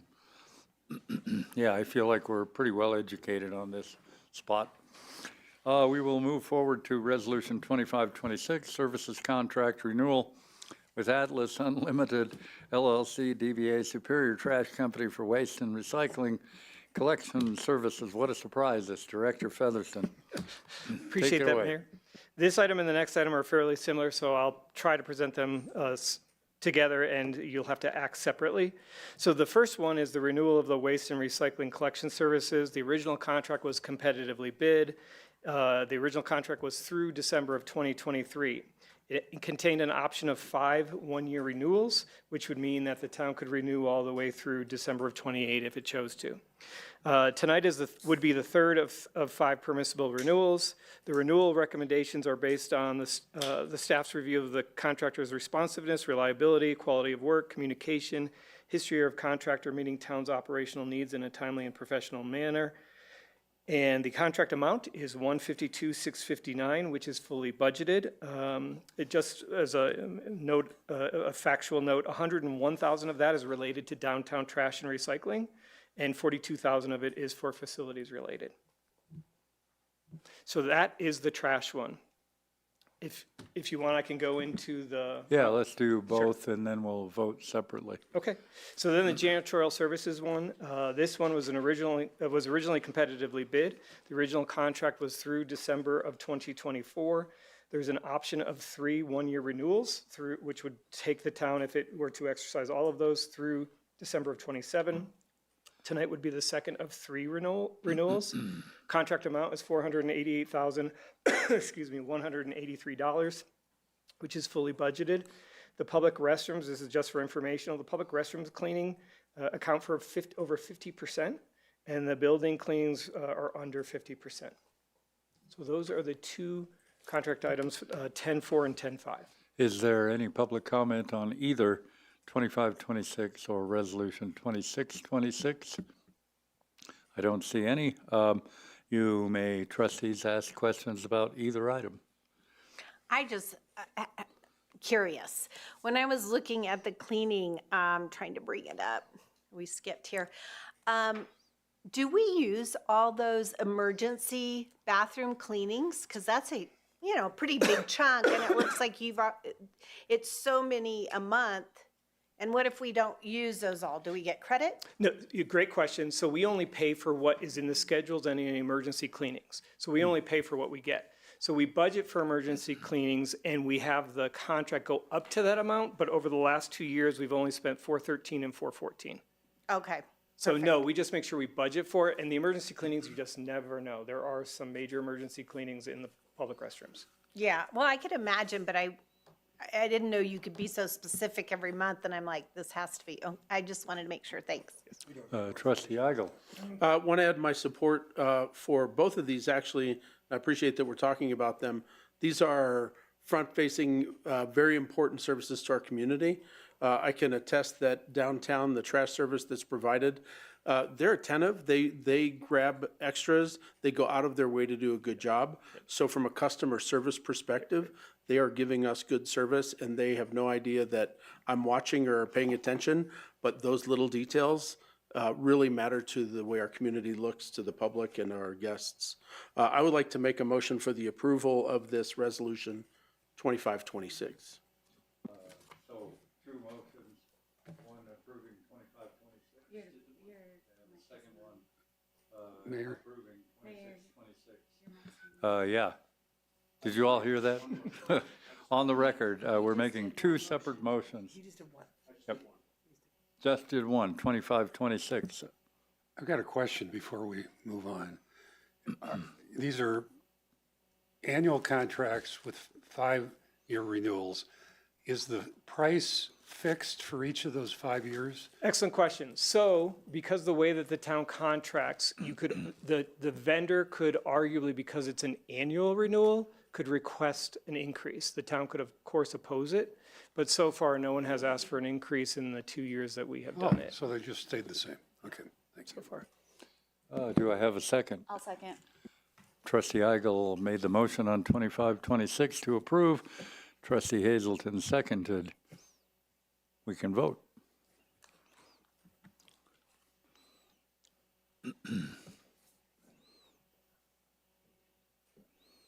Passes unanimously.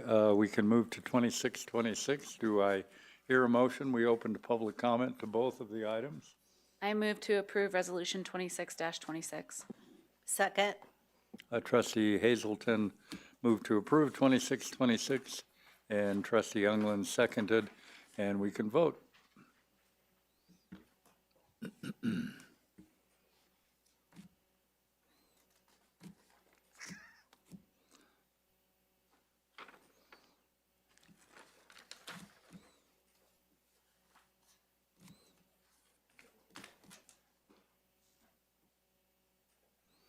All right, finally, Director Featherston can go find his feather bed. Thank you. Okay, thank you. Grab some goodies on your way. Oh, yeah, take some cupcakes and stuff home, you know. In the old days, I could have eaten them all. But we will move on to item 6, Estes Park Sister Cities Association renaming request, Monte Verde Park. This will be presented by Town Administrator Mahalik.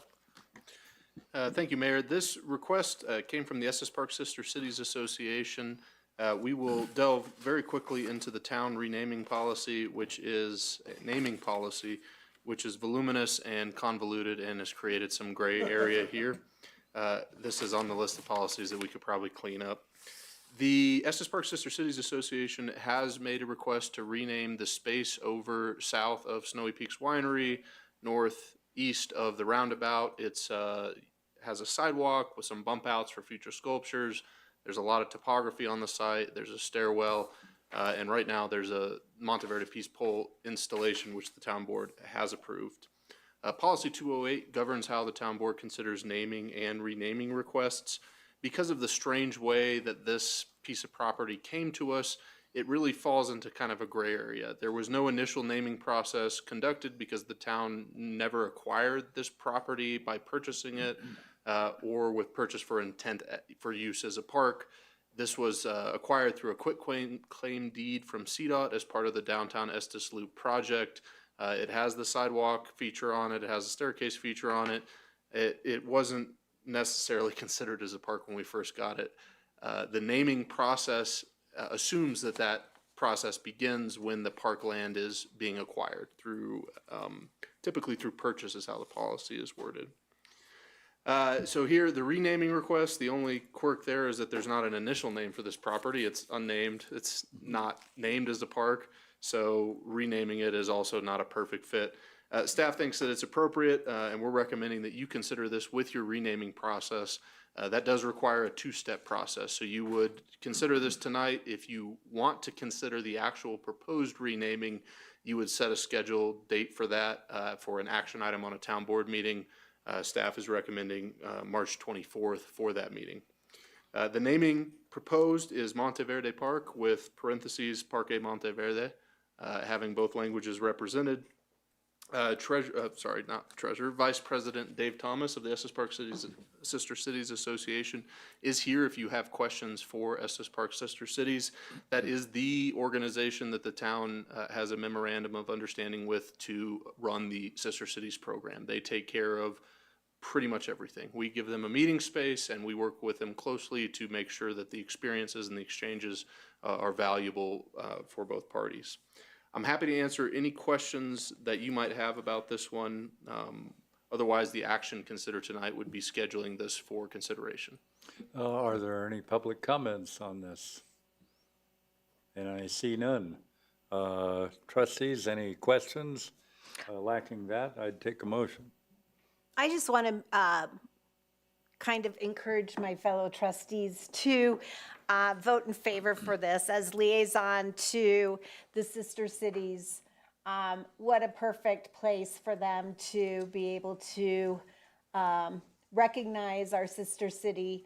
And today when I was thinking about this coming on the agenda and something I really hoped would come to fruition before I left, I got out my water bottle that I was given when I had the pleasure of going to Monteverde with the sister cities and representing the town. And and I meant to, and of course I forgot it, but their advertising is unique, Monteverde, a unique destination. And isn't that just what Estes Park is, right? And so what a perfect sister city we could have is Monteverde. And to be able to have an area with the peace pole and an interpretive sign and an area that we can designate and tell people about and share and get the momentum and the excitement in our town, we need this. And so I really hope we can move this forward and pass it. So that's my piece. Thanks. Thank you. Trustee Eigel. Thank you for the opportunity and the policy to consider here on that piece of property. Travis, you reinforced some of the thought that I had behind this, which was it's not anything right now. It's not a park. It could be a park, should be a park, and we have an opportunity to name it the way our community wants to name it. And I think that because we have a process in place to name a park or to establish a name, I think that we have a commitment. I think that we should maintain our commitment to following policy on naming this piece of land.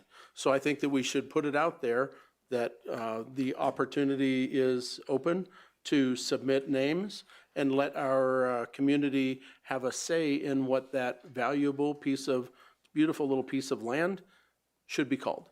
So I would be in favor of going through the naming process, which would elicit feedback from the community prior to making a selection for a name. I think I got that right, but that's the way I would lean on this. I appreciate that position, but I just think this is so perfect. I mean, we've already got the peace pole there and the interpretive sign, and what better organization that represents Estes and our sister cities to name that small piece of land in recognition of it. So I disagree. I think we need to move forward. They have gone through the steps of requesting this parcel to be named Monteverde Park, Parque Monteverde, and I would like to see it move forward as such. You can make a motion. We can I'll go make a to- motion. We can go to a vote. If the vote fails, we That's true. certainly have other options. I don't know the feeling of the board in general, but that would be one way of getting to closure tonight. I will make a motion to approve to move forward the renaming request, Estes Park Sister City Association renaming request, Monteverde Park. A second. Trustee Youngland made the motion to approve item 6, the Sister Cities Association renaming request. Mayor Pro Tem Sinak seconded. We have some additional comments. Trustee Eigel. It's me. I just want to say, I'm just clarifying the motion that it is to consider it at the March 24th, 2026 meeting so that the community knows that's Yes, what we're thank considering you. to move it forward. That's all. So I feel like this is, despite the passion that I hear in Trustee Youngland and her commitment as a liaison to this process, I feel like this is moving forward on a technicality to name it a certain way. And while I may support the naming of it as the Monteverde Connection, we are limiting naming a park in our community to one name in this conversation, in this vote, whereas we have a policy that exists to create a new name for a new piece of property that I think that we should follow and we should be true to. So I want that to be reflected. I won't support this the way it is, but I may vote for it if it comes up as part of the naming process. You also could make an alternate motion, whatever it's called. Trustee Lancaster. This is kind of like it's a little less controversial, but our initial zoning of Elkhorn and our rezoning of Elkhorn. Since it's never been named, should we be actually doing a motion to name it rather than rename it? It's hard to rename something that never had a name in the first place, so I wonder if we could just make a friendly amendment to that to as a naming request instead of a renaming request. But to consider naming on March 24th. Yeah. It's silly, small one, but It's, yeah, it is highlighting this, there is no current name, which is Trustee Eigel's point that, well, there's no current name, so even though the conditions of a contract to create a park or purchase a parkland haven't been met, that makes the most sense. There's really, this is a gray area. It could, I think, go on either path. Whether we call it a naming request or renaming request, I see where you're coming from, Trustee Lancaster. If we call it a naming request, it strikes me that it should go through the naming process. If it's a renaming request, it goes through the renaming process. Neither of those processes fit perfectly from a purely logical standpoint. If you just skip the first requirement in the naming process, it's probably a naming request. That first requirement and the ongoing discussions from the board are really where staff said, well, this could fit in either. which is easier and faster? The easiest and fastest is the renaming process.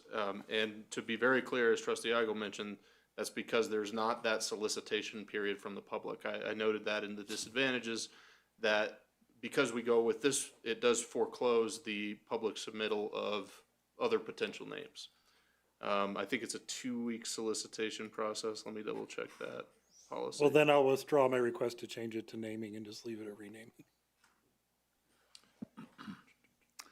Right, we have a motion and a second. We can vote on this. 2 weeks.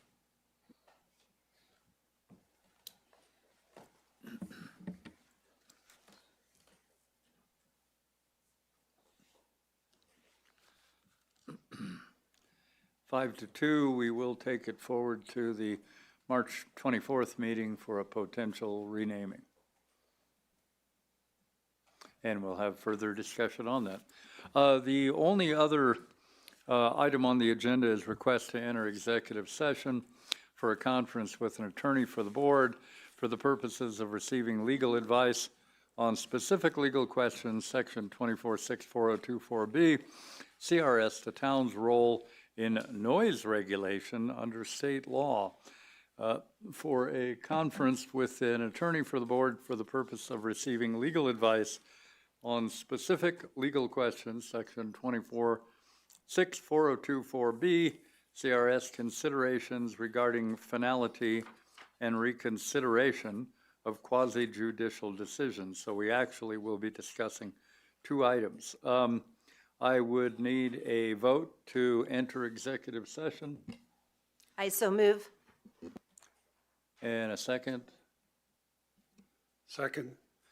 Trustee Youngland moved to enter executive session. Trustee Brown seconded. We can vote on whether to enter executive session.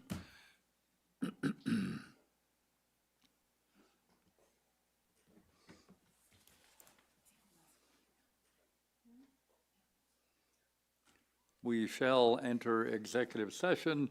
That means we will convert the room to appropriate confidentiality.